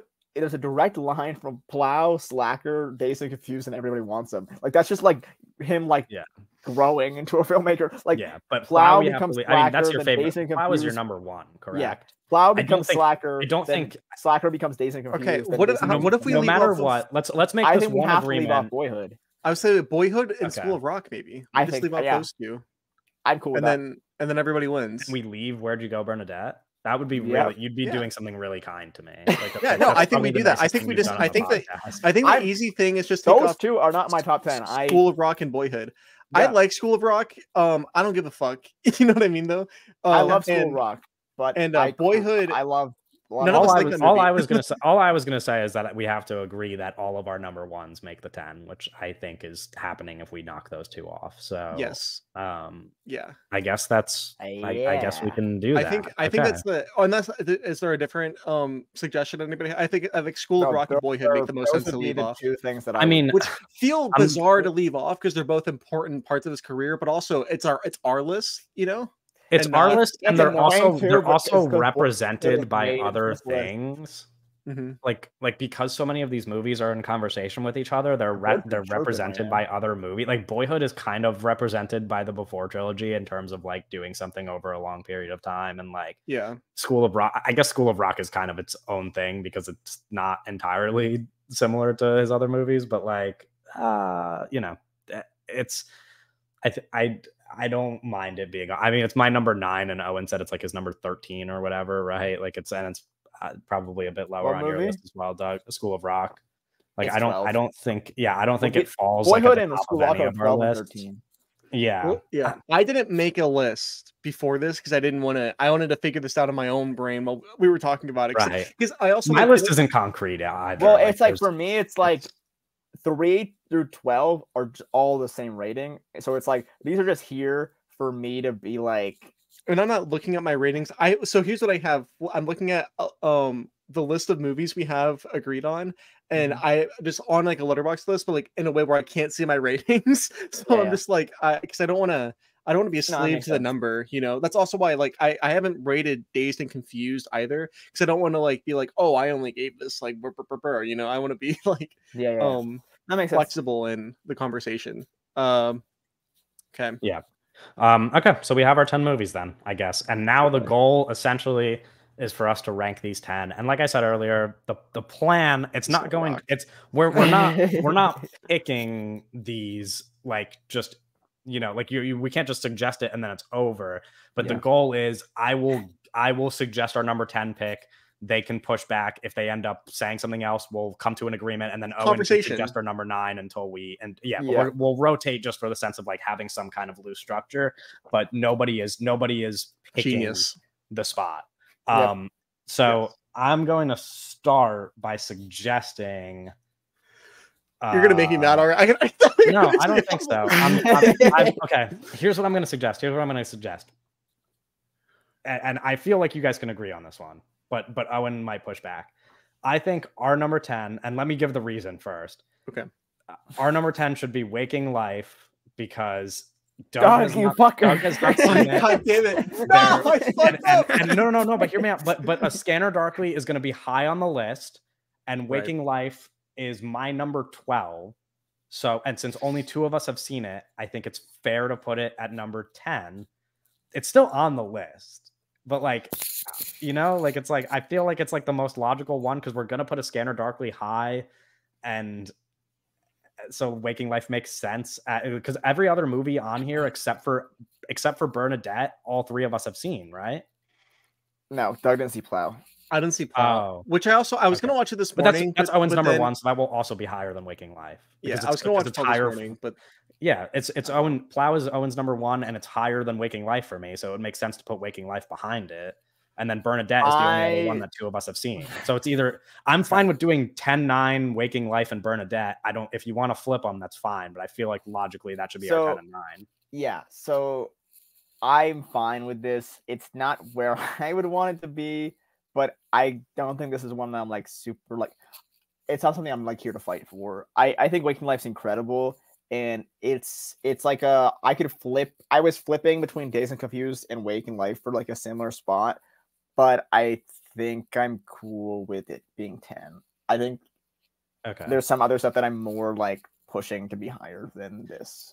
I cannot argue because I have not seen this movie. But my only thing is like, no, I can't even talk about it. Never mind. Let's just. You haven't seen the movie. That's fine. I know. I think our logical like train of thought for ranking them should be that we knock off the movies that only two of us have seen early on the list. Yeah. And then the ones that all three of us have seen should be above them because that's like that just makes sense, I feel like. So I mean, unless Owen wants to offer something other than Bernadette for number 9, which I'm fine with, but I'm cool with it. It's up to you. So we do that, and then we put Where'd You Go, Bernadette at number 9. Waking Life, then Bernadette. Okay. Yeah. And then what would be your suggestion for number 8, Doug? To be honest, oh wow, God, I feel like anything I say is gonna hurt somebody's feelings. I mean, you're gonna say I know both of you want to say Dazed and Confused. No. I honestly, the one I was going to suggest, and I don't think Owen's gonna like this, is Everybody Wants Some. I'm fine with that as well. I think that that's so low. I know that's I know. Favorite, so probably, right? But here's the thing. I don't know if I wanted to save this for the podcast, and I felt when I did a double feature last night of Dazed and Confused and Everybody Wants Some, and like, and I mean this so sincerely. Like I don't know, and I know that Owen feels this way, but it's just when I watch them both back to back. It makes no sense in my head that someone can think Everybody Wants Some is better than Dazed and Confused. I mean, it's just like there is like a level of like the thing about them, right? And Dazed and Confused has like people who would go on to be stars, right? McConaughey and Affleck and like people who are very recognizable. But like in terms of like this thing, Mila Jovovich. Yeah, but like in terms of like this thing that we've come to be familiar with like later, like these kind of movies that feel like real life and like really authentic and like him portraying things that really happened to him and stuff, like there is like something so much more authentic about how Dazed and Confused feels compared to seeing like Zoe Deutsch and Everybody Wants Some. Like I see Zoe Deutsch and I'm like, that is not somebody who lived in the 80s. Like, you can't convince me. Everybody Wants Some. I think they're different. I think they're really different than like. I think they're made out to be like these like twin films, which they are. They are. There's very much similarities, but I do think they're really different. Sure. I mean, I'm not saying that they're the same, that they're exactly going for the same thing. Yeah. But like, you can't deny the similarities. No, like, it's like obviously a sequel, like spiritually. There's stuff I like more, and Everybody Wants Some that just works. Like I just think I just felt while watching it that like there's like a moment in the movie where like the spirit of it, like the magic of it, like it loses steam in a way that Dazed and Confused never does. I agree with Kevin on the very high level, low level basis that ranking Dazed and Confused below Everybody Wants Some would be a little crazy to me. But I know that Everybody Wants Some is like Owen's favorite Linklater, other than but also, where does it fall? Okay, like I mean, you didn't rank yours, Doug, but like you'd probably put a good chunk of movies above it. No, I don't like movies like that. I don't like movies like Everybody Wants Some and Dazed and Confused. So it's just like not like saying I don't like them is extreme, but it's like they do not resonate with me like they resonate with people that like love these movies, you know. It's like movies where like the whole thing is like, oh, like nothing happens, it's like chill out, like, and it's like these like kind of like mosaics of his life. It's like that's interesting, right? But my favorite kind of that is Slacker, because I think that Slacker is more interesting and funnier, and I don't know. I like, but like for Dazed and Confused, it's like I watch it and I'm like, that's cool, you know. And everybody wants it. I'm like, yeah, I feel like I feel like I fall on the opposite end, where like Slacker is like too loose, and like the through line in Dazed and Confused is more interesting. Yeah, well, I would argue for Slacker at this point, because I think for me, it's Plow exists in like this like structural, like it's Linklater at his most structural, and like him doing like Ackerman and Benning, and then Slacker is like the middle period where it's in the middle of it's in the middle of Dazed and Everybody Wants Some, but it's not as structural as Plow. So it's lower on my list just because it is in the middle of the two things that I like, rather than just being like so could. So could we agree with a similar to what we did at 10-9? Could we agree with an 8-7? Everybody Wants Some Slacker? No. Oh, fuck. God, okay, Doug, lay out the movies that you're gonna ride for the hardest, besides A Scanner Darkly, which we know is Is Slacker like the next one that you would want to ride for the hardest after Scanner? Okay, because Everybody Wants Some is like number 2 for me. I know. So okay, maybe we had to put Everybody Wants Some higher.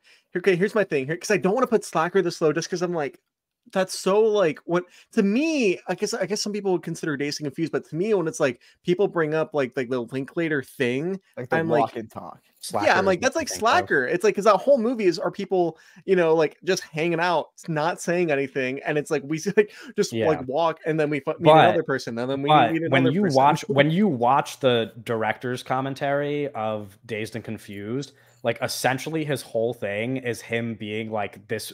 Essentially what he's saying is like, this would have been closer to Slacker, but it's the first time I made a studio movie and they wanted there to be like structure. What about Before Midnight? Like, they were pushing me.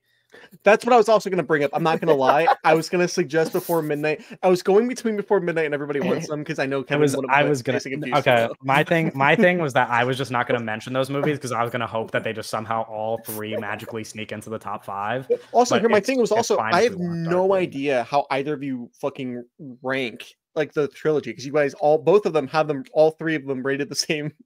Oh yeah, these are all 5-star movies. Here's the thing. Owen has them all 4 stars. Here's the thing. I've seen these all a couple times.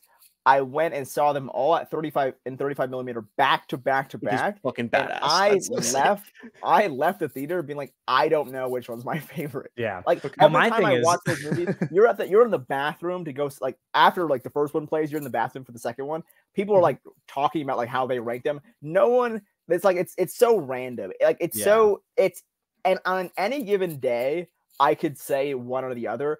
I seem to lean towards the first one as like time goes on, but that's probably I almost said consensus. There is no really consensus, but that's probably it's the closest to the consensus. First one feels like some level of like kind of magical, like how did like this all came together, and then the second one, the one is like kind of building off of that kind of magical moment, which is like kind of in the film language.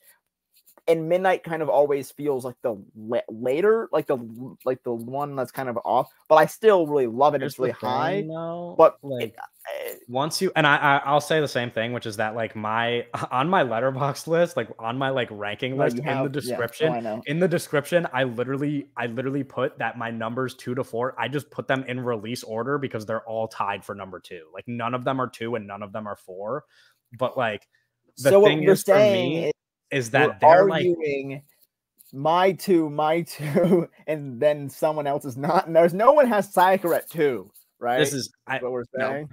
No. So maybe we just put Slacker then.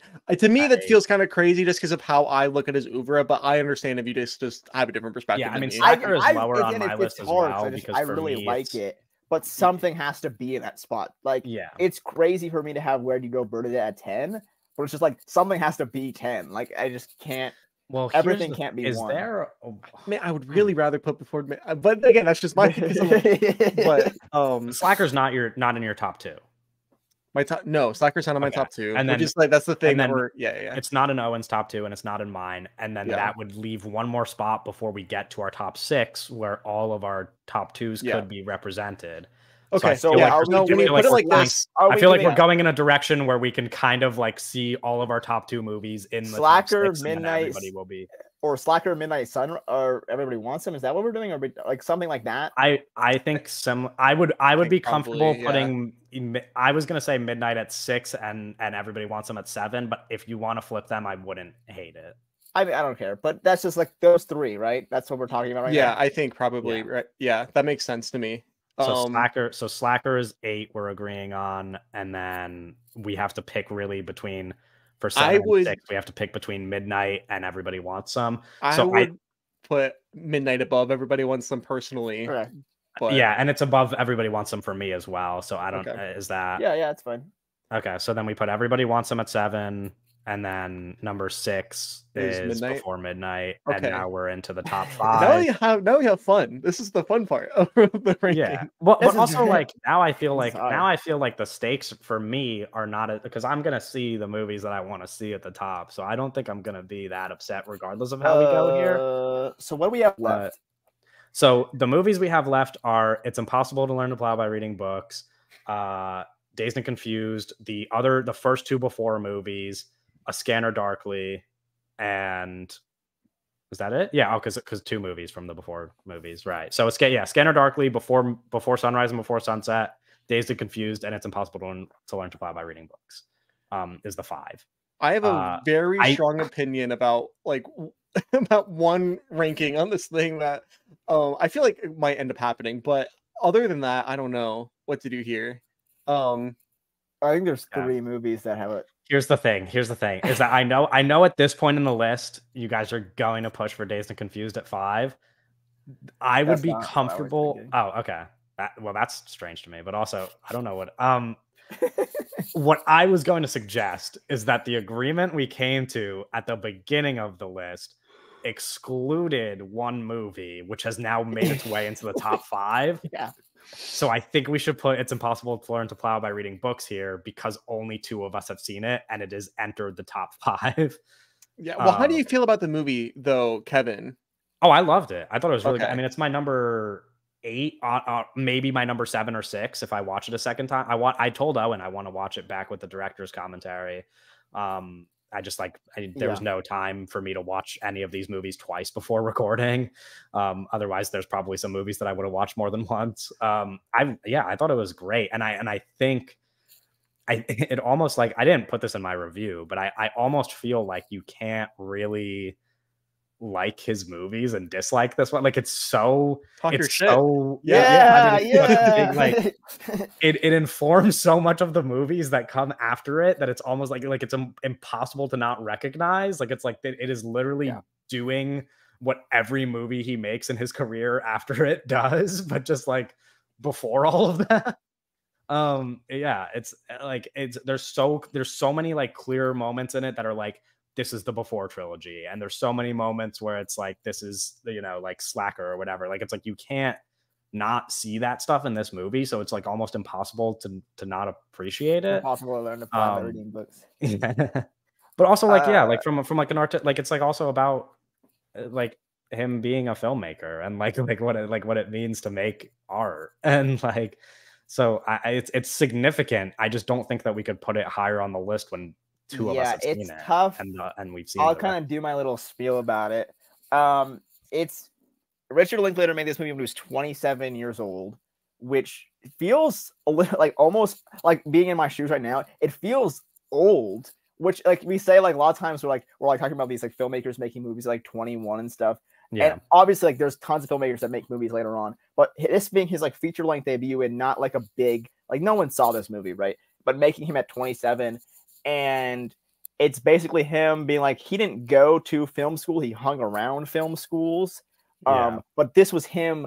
This was his film school. And it's kind of an essential text for me, as this is him making a movie by himself like learning how to make movies by making a movie, and it has and you can watch it with or without it, but I think the audio commentary is almost like a part of the film where it's like Linklater reflecting on his time, basically traveling the country, making movies and like learning how to make movies, and him just being obsessed with these structural films like Benning and Ackerman, and this idea of like finding yourself through the creation of film. So I think 5's a good spot for it just because Doug hasn't seen it. But this is one, again, like Kevin said, I think for anyone that calls himself a Linklater fan should definitely check it out, because I think it's like a very interesting career path and kind of like a way to like look at how he started. That's what I was gonna say. It also is like such a like it's so part of his life, and like how because like he's like a guy who like didn't like it's all like he didn't even see this as like a viable career path for him. So, I mean, he was like an athlete, like so much of like his movies are his personality, like his upbringing. And like, you know, he was an athlete in high school, and like kind of like he's telling stories of like essentially like people he knew in real life, and like Dazed and Confused, and Everybody Wants Him, and whatever, like all these like things that could happen or did happen to him. So it's like you see it when you watch this movie. We talks about it, but it's his only film that is kind of approached from like not a character lens. Like all of his movies are very like character based. And this is the film that he talks about like it being like a very like structural film, and it's really him being like kind of like a shy person that like doesn't really want to like work with a lot of people, and him like kind of learning how to do that and like getting just like kind of finding himself through the creation of the film. It reminds me a lot of Tobe Hooper's Eggshells, and the way that this young Texas filmmaker is like making this like really low budget movie, but it's like really kind of non-narrative and structural. But then they become a more narrative filmmaker, but they always have that like kind of structural background that's backing the kind of more narrative ideas, which leads them to be kind of some of our great filmmakers because of that kind of backbone that they have, where is like he later becomes more of a like kind of narrative character driven guy, but he always kind of understands the kind of filmmakers of Ackerman and Benning, that so he's never that kind of level never really leaves you. So I think I'm cool with 5. But yeah, this is my favorite Linklater. Okay. So we're gonna put that at 5, and I feel like it might be over for me. The question I was going to ask is, where on your list does A Scanner Darkly fall, Owen? Next. It's your number 4? No, it's number 7. Oh, okay. But you took all my you took all my chips, bro. Oh, that's true. I have my 5, my 2, and my 1 are gone. Okay. So Scanner Darkly. What a fucking motion picture this one is. No, I was gonna suggest, if you want to even bump it up the list, since it's Owen's highest remaining one and it's your number 1. No, it's my lowest remaining one. Oh, it's your okay.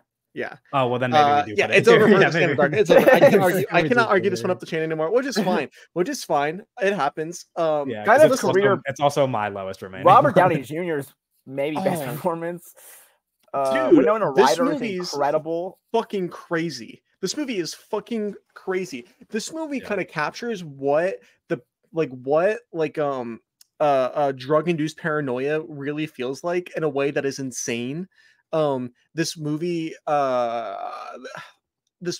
like that, like visually, like to take like this like is it Philip K. Dick idea of okay, it's like an anonymous police force, and they wear these like anonymous suits, and it's like, okay, what is this like techno anonymous suit? And he's like, okay, Richard Linklater's like, it's felt like that he worked backwards, where he was like, okay, like I read this book, and he's like, oh, interesting, how do you, this is like a cool like narrative, how do you like translate this suit into film? And he was like, okay, well, it could be a special effect, and it's like, oh, but like you could rotoscope just the whole movie and just like make it and like shoot it. Well, he'd already normally done Waking Life, so he's had that kind of experience with the tech. It's such an interesting way to like solve that problem, where it's like, oh yeah, you just like make it this thing that cannot exist, right? through yeah, the animation and the suit, which the suit looks insane. And yeah, I mean, it's you can only do it like this. Yeah, I mean, and it's so fucking cool. And the whole thing, it's like a fucking awesome like techno fucking paranoia like thriller. Like about like it's about this guy who's addicted to like this fucking who's addicted to this super drug who has been assigned to investigate himself for being addicted to the super drug. And this is like not I don't mean this as like a negative on the movie and just like a positive on the concept, which is that like watching the movie made me want to read the book so bad because I was like, this is such a cool idea. Like I need to like read it now.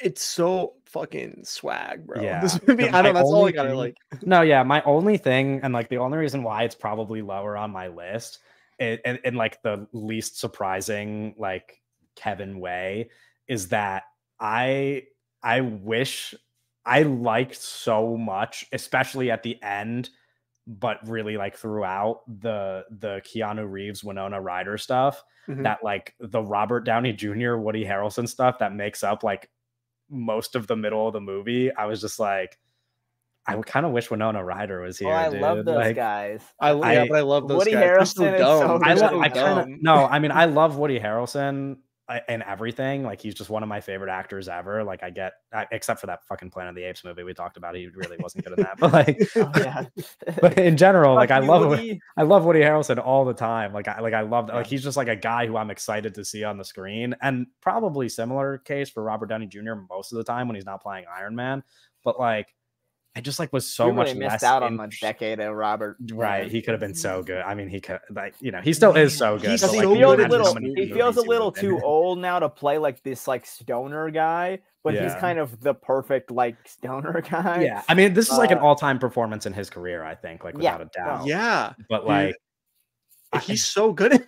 Yeah, I'm just like less interested in it than like the stuff with Keanu and Winona Ryder, because like especially towards the end I was like there's such a clear emotional through line. Like it's so like I'm not going to spoil the ending because we're doing like a list and I don't want to and lots of people probably haven't seen this movie. Yeah, exactly. So like I'm not trying to like go into these movies the way we did with Hitman, but like the ending just like moved me so much that I was like, man, if I got more of that throughout the movie instead of like these guys who I only like was just like, yeah, they're fun. I was like, they're funny, like they're cool, like they're fun to watch. But I was like, if I got more of that, I would like be in love with this thing. So like that's really the only reason why it's probably lower on my list. I prefer Waking Life just a little bit because it's less plotty.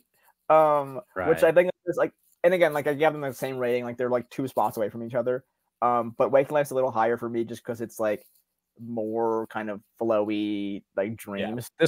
This one gets like a bit confusing along the way, but like you could follow it. But I think that this also is like it's like very like dreamy. No, 100%. They're similar in that, but it's less plotty in Waking Life. Waking Life is literally like, just like random guys will pop in and just have like a conversation. Like you'll just like what's it called? Jesse and Celine from the Before trilogy are just in that movie. Like they have like a scene where they're just in bed talking, and then like we're zipping onto somebody else. Like so, it's very like we're hopping in and out of these different people. Or this is just more. But I really like Skin Darkly. Yeah. Okay. So we're comfortable putting that at number 4, which means our top 3 that we have to rank is Dazed and Confused and the first 2 Before movies. So I was going to suggest, and you guys. If you guys want to put Dazed and Confused at 3 right now, say it and we'll do it. I was just going to say Before Sunrise because I know that Owen and I rank the Before movies like pretty much the same, but Doug has Before Sunset like above the other 2. So I figured it would make sense that like since it's lower on Doug's Before ranking, it would make sense to put it at 3. But if you want to do Dazed and Confused, then just do those 2, 1 and 2. I had no complaints from me. I think we should put Dazed and Confused at 3, but. And then you would agree that it's Before Sunrise at 2 and Before Sunset at 1. That's what I would do if I had to rank these 3 movies. For me, the next one would be Sunset. Oh my god! Here's my thing. That complicates things. So here's my thing. My thing is like Sunset to me is like so obviously his best movie. right? Am I crazy? I thought you just said A Scanner that? Darkly was his best movie. No, you've been speaking for me. You. Doug gave Sunset 5 stars. Oh, I forgot about that. That's right. Yeah, no, I think Before Sunset is like. So what do you so try pitch me. without going too much into it, try to explain why it's better than the other two Before movies. Here's the thing, right? Because the thing about Before Sunrise, which is the first one, right? Before Sunrise is literally this fantasy. It is literally like a fantasy, like the perfect evening, like nothing, like it cannot exist, right? And then Before Sunset is in dialogue with that everything about that movie. Yeah. It is well, they're all in dialogue with each other. No, but like Before Sunset is literally okay, we made this movie everybody fucking loves about this thing that can't happen, right? And he's like, right. Yeah, so I wrote this book about this thing that like can't happen, that everybody loves. No, it literally is.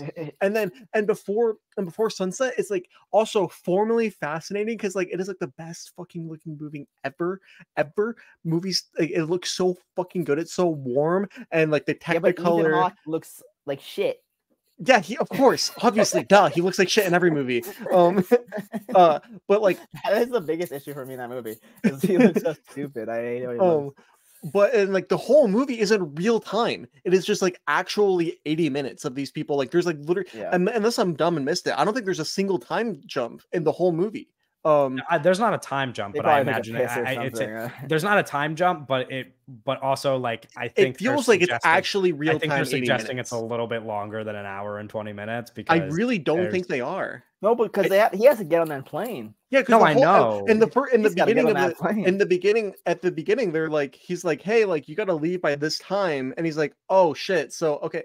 I'm going to step out for like 1 second. I'll be right back. And we should be able to. And it's like, I think that the whole thing is like, no, he actually has like only an hour and he stretches that. Like he goes over that. By, like, it's, I don't know, man. And like, maybe I'm just wrong. Okay. I don't think I literally don't think I think you can make a case for every one of these movies being the best one. So like, if you want to sell it, then that's fine. Yeah. Like, because my thing is just like, I don't know, man. It's so good. Let's put days here.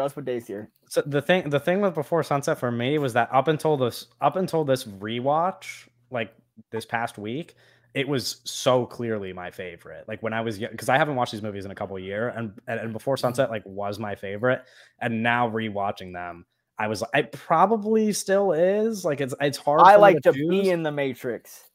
It's hard for me to choose, right? But like it's the way that they're in conversation with each other, like is so fascinating to me that like Before Sunset bridging like the gap is like kind of like less interesting now that I've seen them all so many times, but it's still just like the sweetest movie. I'm just like, yeah, this is lovely. No, it's like, you know what I mean, it has the best ending. Yeah, oh, without a doubt. But which one? Before Sunset? Before Sunset has the best ending in out of the three. Yeah. But like before midnight, I watch it and I'm like, dude, the last hour of that movie. That movie's so sad. Ever. But I love that. Like that's what I love. Before Midnight's really good. Stuff. Before Midnight's great. But then it's like now that I've seen Before Midnight, then I watch Before Sunrise and I'm like, this is the best thing ever. Exactly. Like, right. You know, so it's like, so that's why I'm saying it's so difficult because it's like, no, I know it's impossible to pick through. I think it's because like, I'm fine with putting Sunrise at number 1, right? Because it makes sense actually. I mean, Sunrise at number 1 makes like so much sense because you know it's like the two other movies are like about sunrise. You know, it's like the whole thing.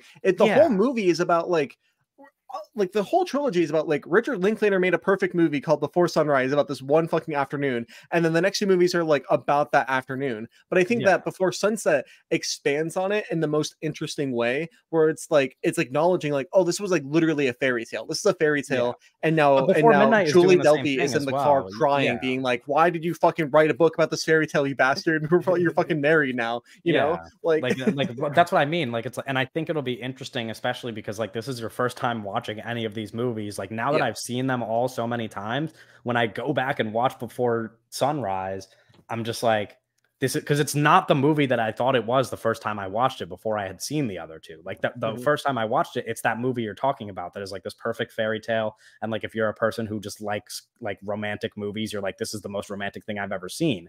And then when you watch it again now, you're like, this kind of isn't the most romantic thing I've ever seen.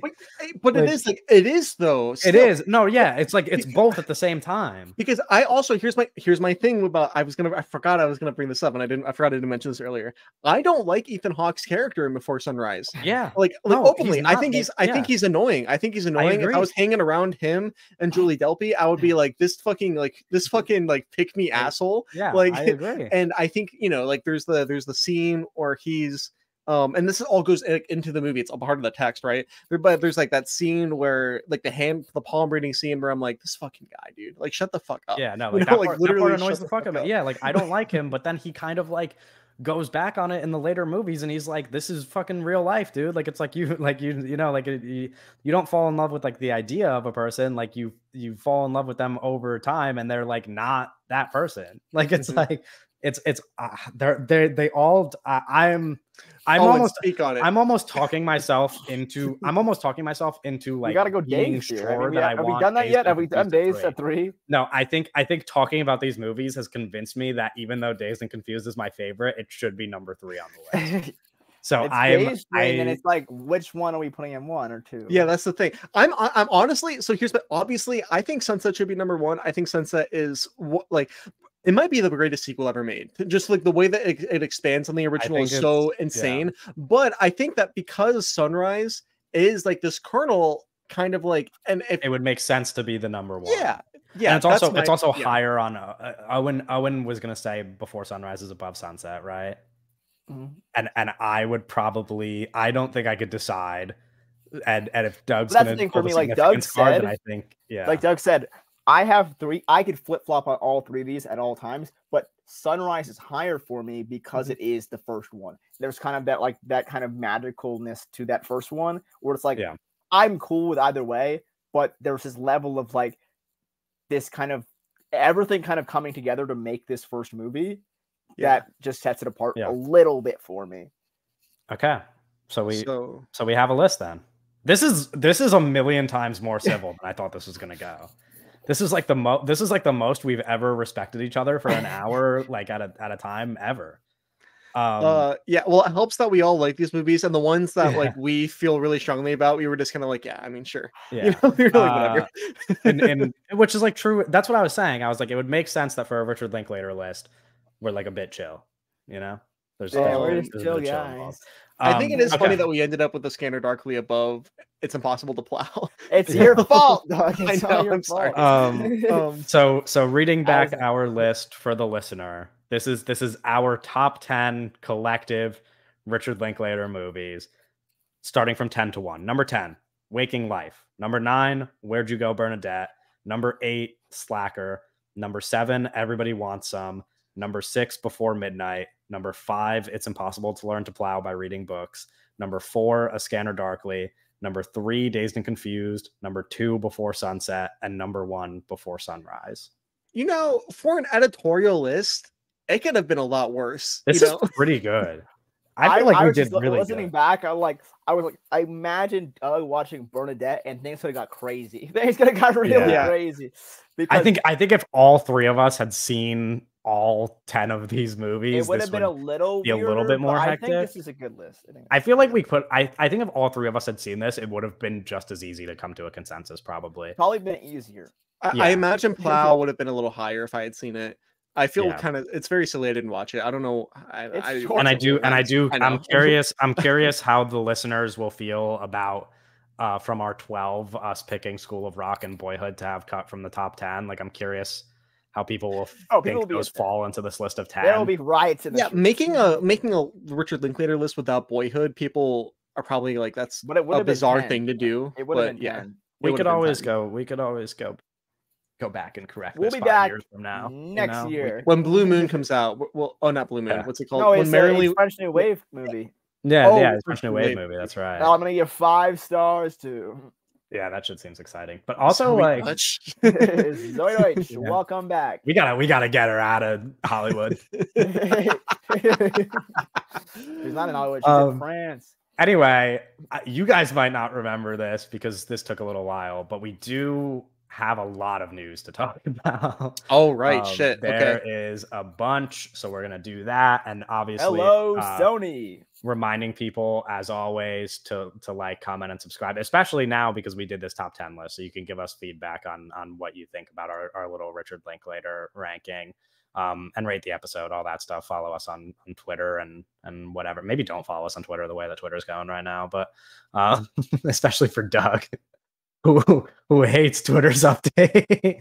No, bro, this shit ruined my fucking life. I'm not joking. No, because it's not even just like checking on, like, going to people's profiles. It's like clicking on a tweet that has 1 like and not being able to see if a real person liked it or not.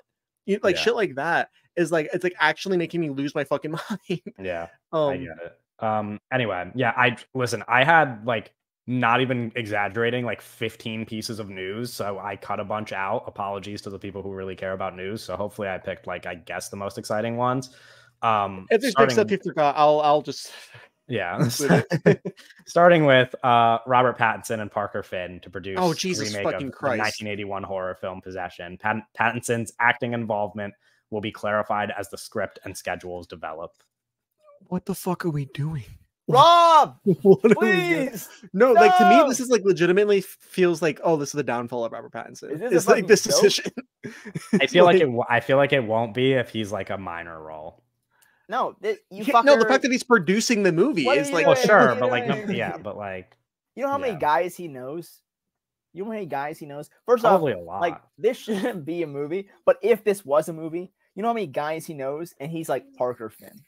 Yeah, it's so funny that like this development, that this news is broke about, like, him like talking about like wanting to do this with this guy after the first Omen has like come out on VOD and like everyone's been able to see it, and it's like, okay, we just like, what if Parker Finn's his butt? Fuck Parker Finn. Probably, that's for sure what it is. Yeah, but it's like the decision to remake this movie, which is like, it shouldn't be remade. It's like making this.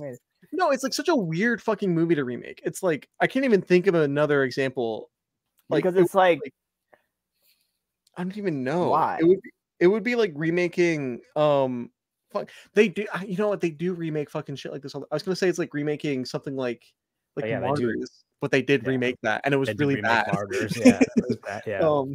They do it quite often, but it is, I guess it's not at all dissimilar to them remaking Martyrs. Like, this is kind of same idea. Yeah, that's like an example I was thinking of, but like that was a really like stupid thing to do.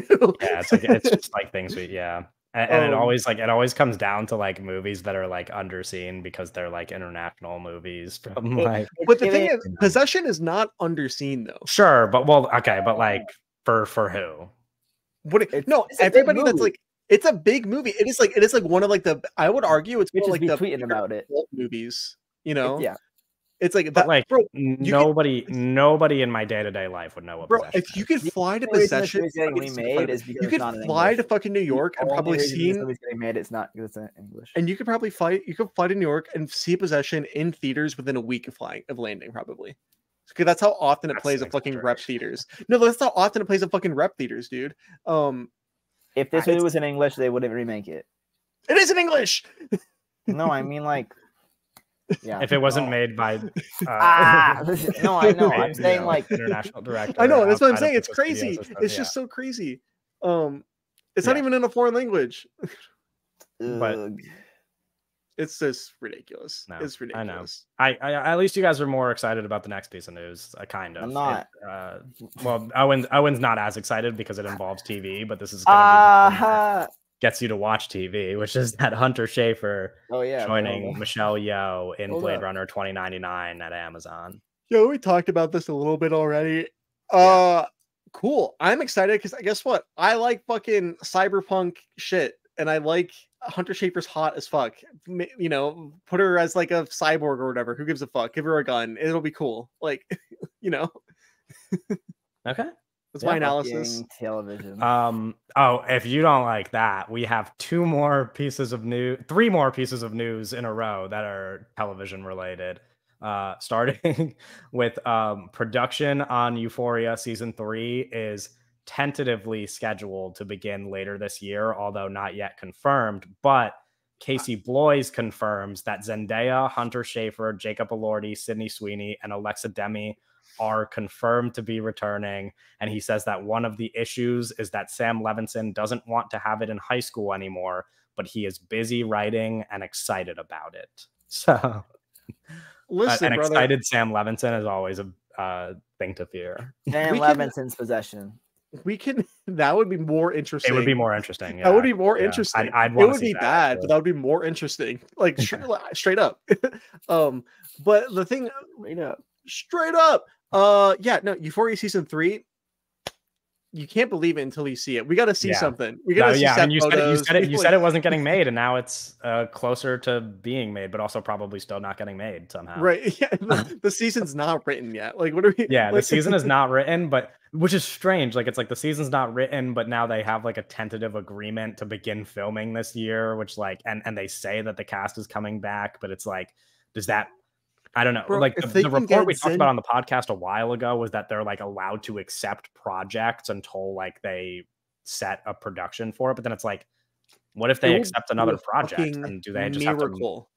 Yeah. If they get those 5 people back, like actually, like that would be maybe the craziest season of TV of all time if they can get all those 5 people back. Literally, the only thing you can assume is that all 5 of them really like making Euphoria, and that's why Hunter Schafer almost like for sure doesn't though. Anyways, right, yeah, which is but you know what I mean. It's like the only reason why this seems even believable is because like the only thing you can assume as to why they'd come back.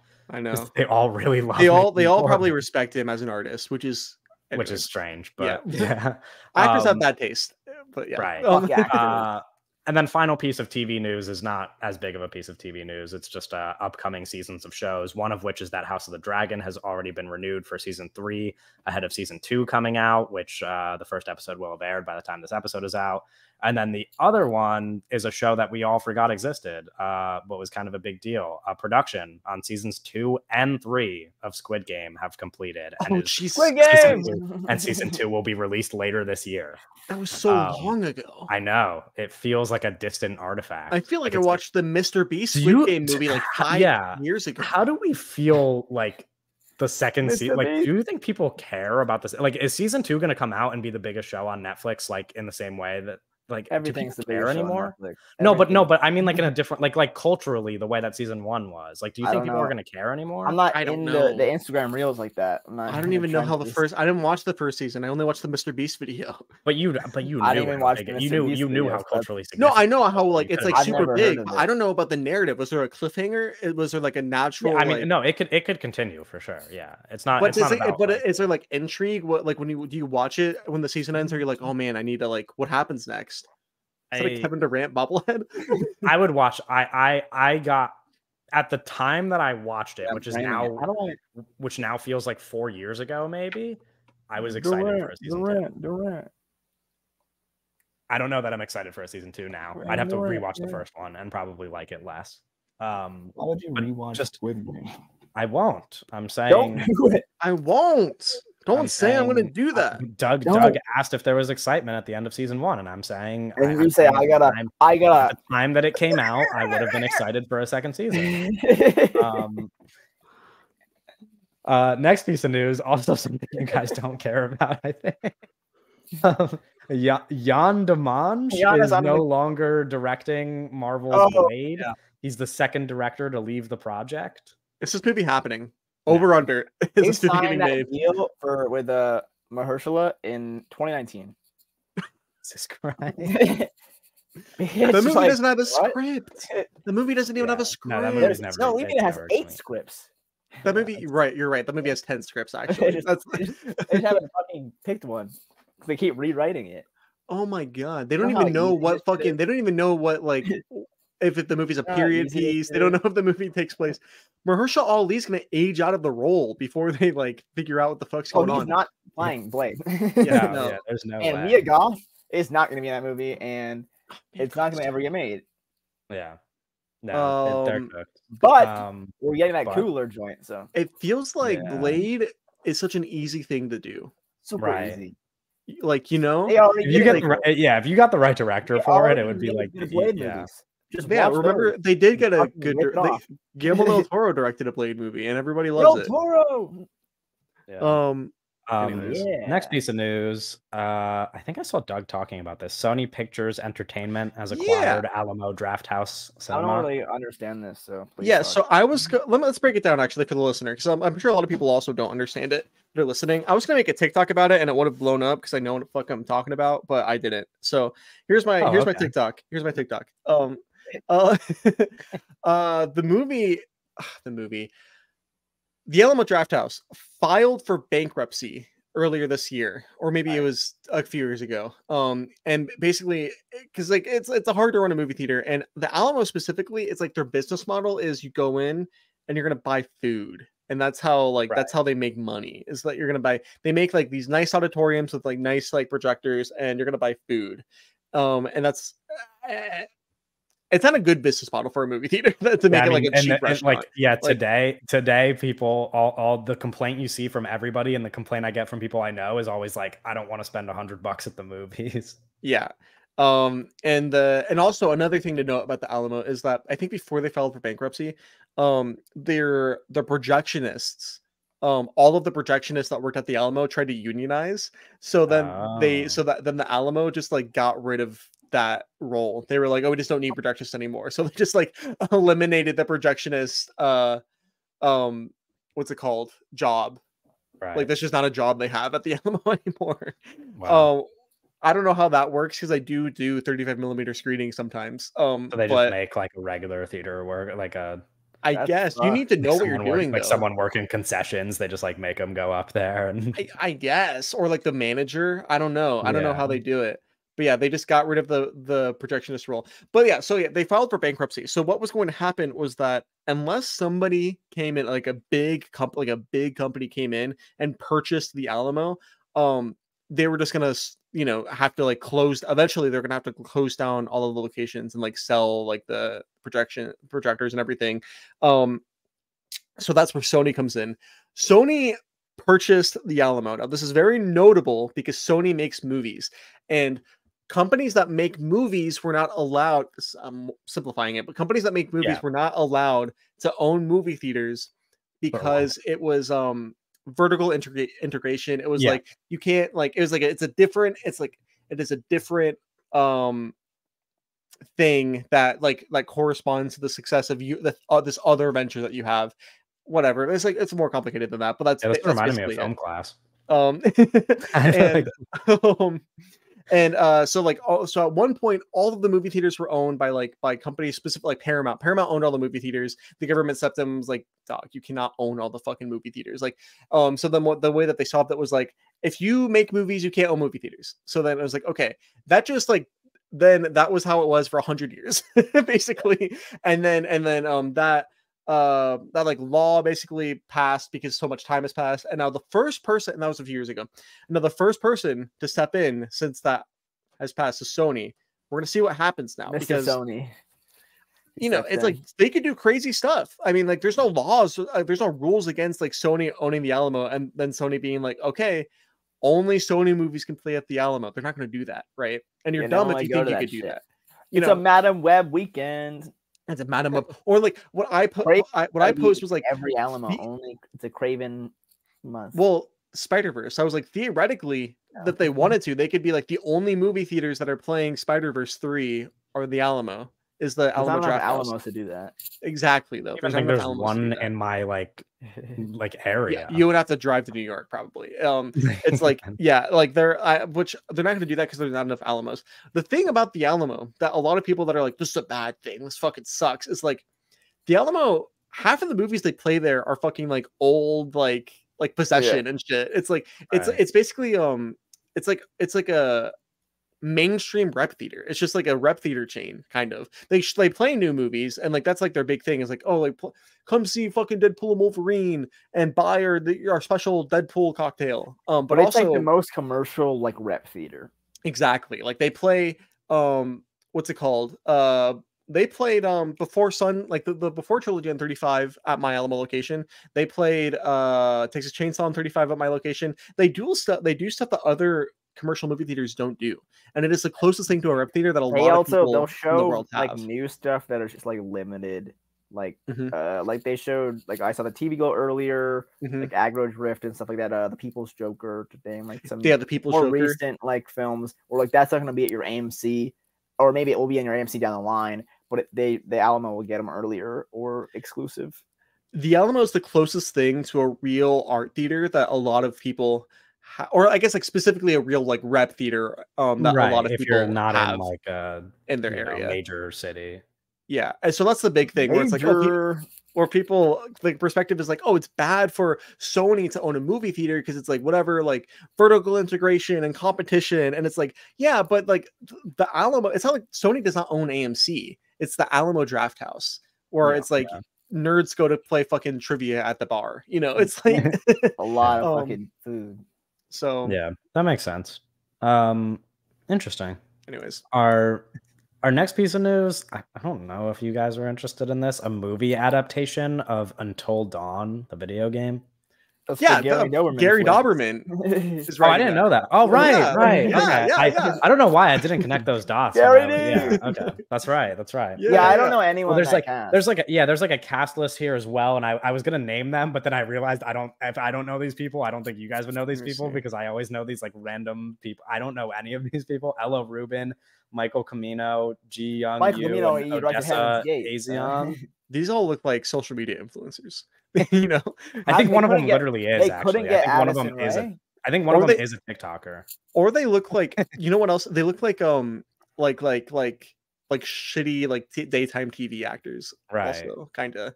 Oh, not to say that they look like bad actors, but like that's like the aesthetic appearance. Like they're like attractive in that way. Like yeah, maybe they'll be good in the movie. Yeah. Do you guys know anything about Until Dawn? I watched a playthrough of the game. I watched a playthrough of the game a long time ago. It's a silly thing to make a movie out of. Yeah, I feel the same. Yeah. I was like, I remember watching that, and I was like, I don't think this needs this is a video game. Yeah, but it's also like the video game is like, it's like a movie that you just kind of play. Yeah, exactly. That's what I mean. I'm like, it's a video game. Like, it's like you already did it. Yeah, exactly. So maybe they're gonna make like big narrative change. Like it's like inspired by. Maybe they're gonna make it like Black Mirror Bandersnatch, and you're gonna watch it on Netflix and click buttons to decide where they go. And it's just gonna be the video game all over. It's just the video game with live action. Yeah. No, so I don't know. I'm interested to see it because I'm interested in the work of Gary Doberman. Right. And like video game adaptations are a big thing right now. This is a big deal because it's a very popular video game. David F. Sandberg too. Directed. Yeah. Right. So I don't know. We'll see what happens with it. Yeah. Next piece of news. This is a Stephen King novel that I've never heard of, which is probably true for over 100 of his novels. But casting.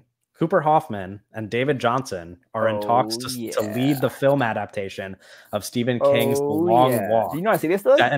Set in a dystopian future, 100 teenage boys participate in an annual competition where they must maintain a speed above 4 miles per hour or face being shot. After 3 warnings, which is an interesting detail to include in the plot. They're like laying out the rules. I only saw the 2 guys. Is there a director attached to this? There for sure is. It starts shooting soon. Yeah, I'm reading an article about it right now. Cast. Yeah, I mean, David Johnson is a guy who I made a TikTok about like kind of recently where I was like, I really like that. I made a TikTok of like rising stars that I like. And it was running back for the Cardinals. Okay. Francis Lawrence is he was really great. Oh, Francis Lawrence is the guy who does the Hunger Games movie. Wait, what the fuck? This is going to be a good movie. Wait, let me see. Book it. Yeah. Book it. Yeah, no, it's the Hunger Games guy. Book it. Yeah. It's I'm going to give this the meatiest 3.5 stars of all time. Yeah. I mean, Cooper Hoffman, awesome. Like I said, like I made that video about David Johnson where I was like, here's a bunch of like rising stars, and I named like the Glenn Powells, and then at the end I was just like, what about David Johnson, guys? I was like, I really like this guy. Hey man, like Talk's gonna go crazy for this one. Yeah, let's go. I don't know why, but like I just thought it was so silly when I read the concept because I'm like, why did they include in the plot description 3 warnings? I was like, now I'm like picturing every detail of the movie, and also like I said, like it's like how many books has Stephen King written? Do we know an actual number on how it's over? It's like 200-ish, I think. Right, it's like a lot. Like he puts out multiple books a year. Steve written. Yeah, and he has like he also has like the pseudonym, the Richard, this is like the Richard Bachman pseudonym book. But he has 65 books, but like 200 short stories. Yeah. Like I've never heard of The Long Walk. Yeah. Like, well, because The Long Walk, this is one of the books that he wrote under the pen name Richard Bachman in like the 70s. Oh wow. Yeah. Interesting. It's interesting. So it looks like New Line picked up the rights for this movie at the same time they picked up the rights for Salem Slot. Which interesting. And we know like how like back Salem then or like back like like the new like these most recent rights. Right. Yeah. Well, and so and we know how like the Salem Slot thing is going. So yeah, rest in peace. Speaking of Gary Dauberman, but rest in peace, Gary. Our last piece of news. To think about, like, normal listeners that are like listening to us reference Gary Dauberman like he's a household name all the time, and they're like, "Who the fuck is this guy?" If you know, you know. Yeah, if you know, you know. Gary, like he's a great filmmaker. Our last piece of news is kind of like backtracking on previous news, which is that Bong Joon-ho has denied reports that Warner Bros. Is interfering with Mickey 17. His contract with the studio states that he has full control over editing, and he submitted his completed cut to the studio in November. So there's like a previous report. There's a previous report that they wanted to change the ending of the movie or something like that, and that he didn't have control over it. And that report, I guess, according to him, is false. So we know he has control over the movie. You got like some NDAs or something? Kevin. Yes. Would you be willing to read this book with me? And then, well, before the movie comes out, just read Mickey 17. Yeah, Mickey 17. I thought you were talking about the Stephen King book. I was like, probably not. No, Mickey 17. Before we do our episode about it. I might read Mickey 17. Yeah, I could maybe do that. I don't think it's very long. I don't think a genre. It's like about space. It's not called Mickey 17. Mickey 7 is the book. Right, Mickey 7 is the book. Yeah, because he wanted to kill him 10 more times. Yeah, he added 10 more clones. Yeah, I'm down. Attack of the Clones. I could do some. Let me go do a live checking of the Goodreads. I haven't been on Goodreads in so long. Mickey 7. It's a part of a series. Yeah, there's like a bunch of sequels. Oh my gosh. Okay. Edward the Bong Joon-ho universe. 3.76. This doesn't have a lot of ratings. So is this like, I thought it was like a popular book. Is this not? I don't think it's a very popular book. Interesting.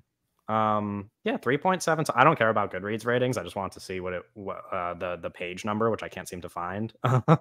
It should be somewhere, but I don't know how to navigate Goodreads. It is. Let's see. Oh, why is it not here? I'm looking at the info, but it doesn't list the page. 369 pages. Okay. Interesting. It says 296 pages on Goodreads, but okay. Either way, yeah, no, that's a bit. Big. I could read that in about 7 to 8 months. Yeah. If I start reading tomorrow, I'll be done before the episode. I'm currently halfway through the book I started in January. So I'm talking about. So I'll finish that one soon, and then I could purchase a bit of Mickey 7. Do we have any other news? That's our last piece of news, unless you wanted to add something into the mix, Douglas. What are we doing next week? Because I actually don't remember. Yeah, so next week, episode 72, we're going to be talking about the bike riders and potentially the exorcism, because Doug really wants to talk about the new. Oh, right.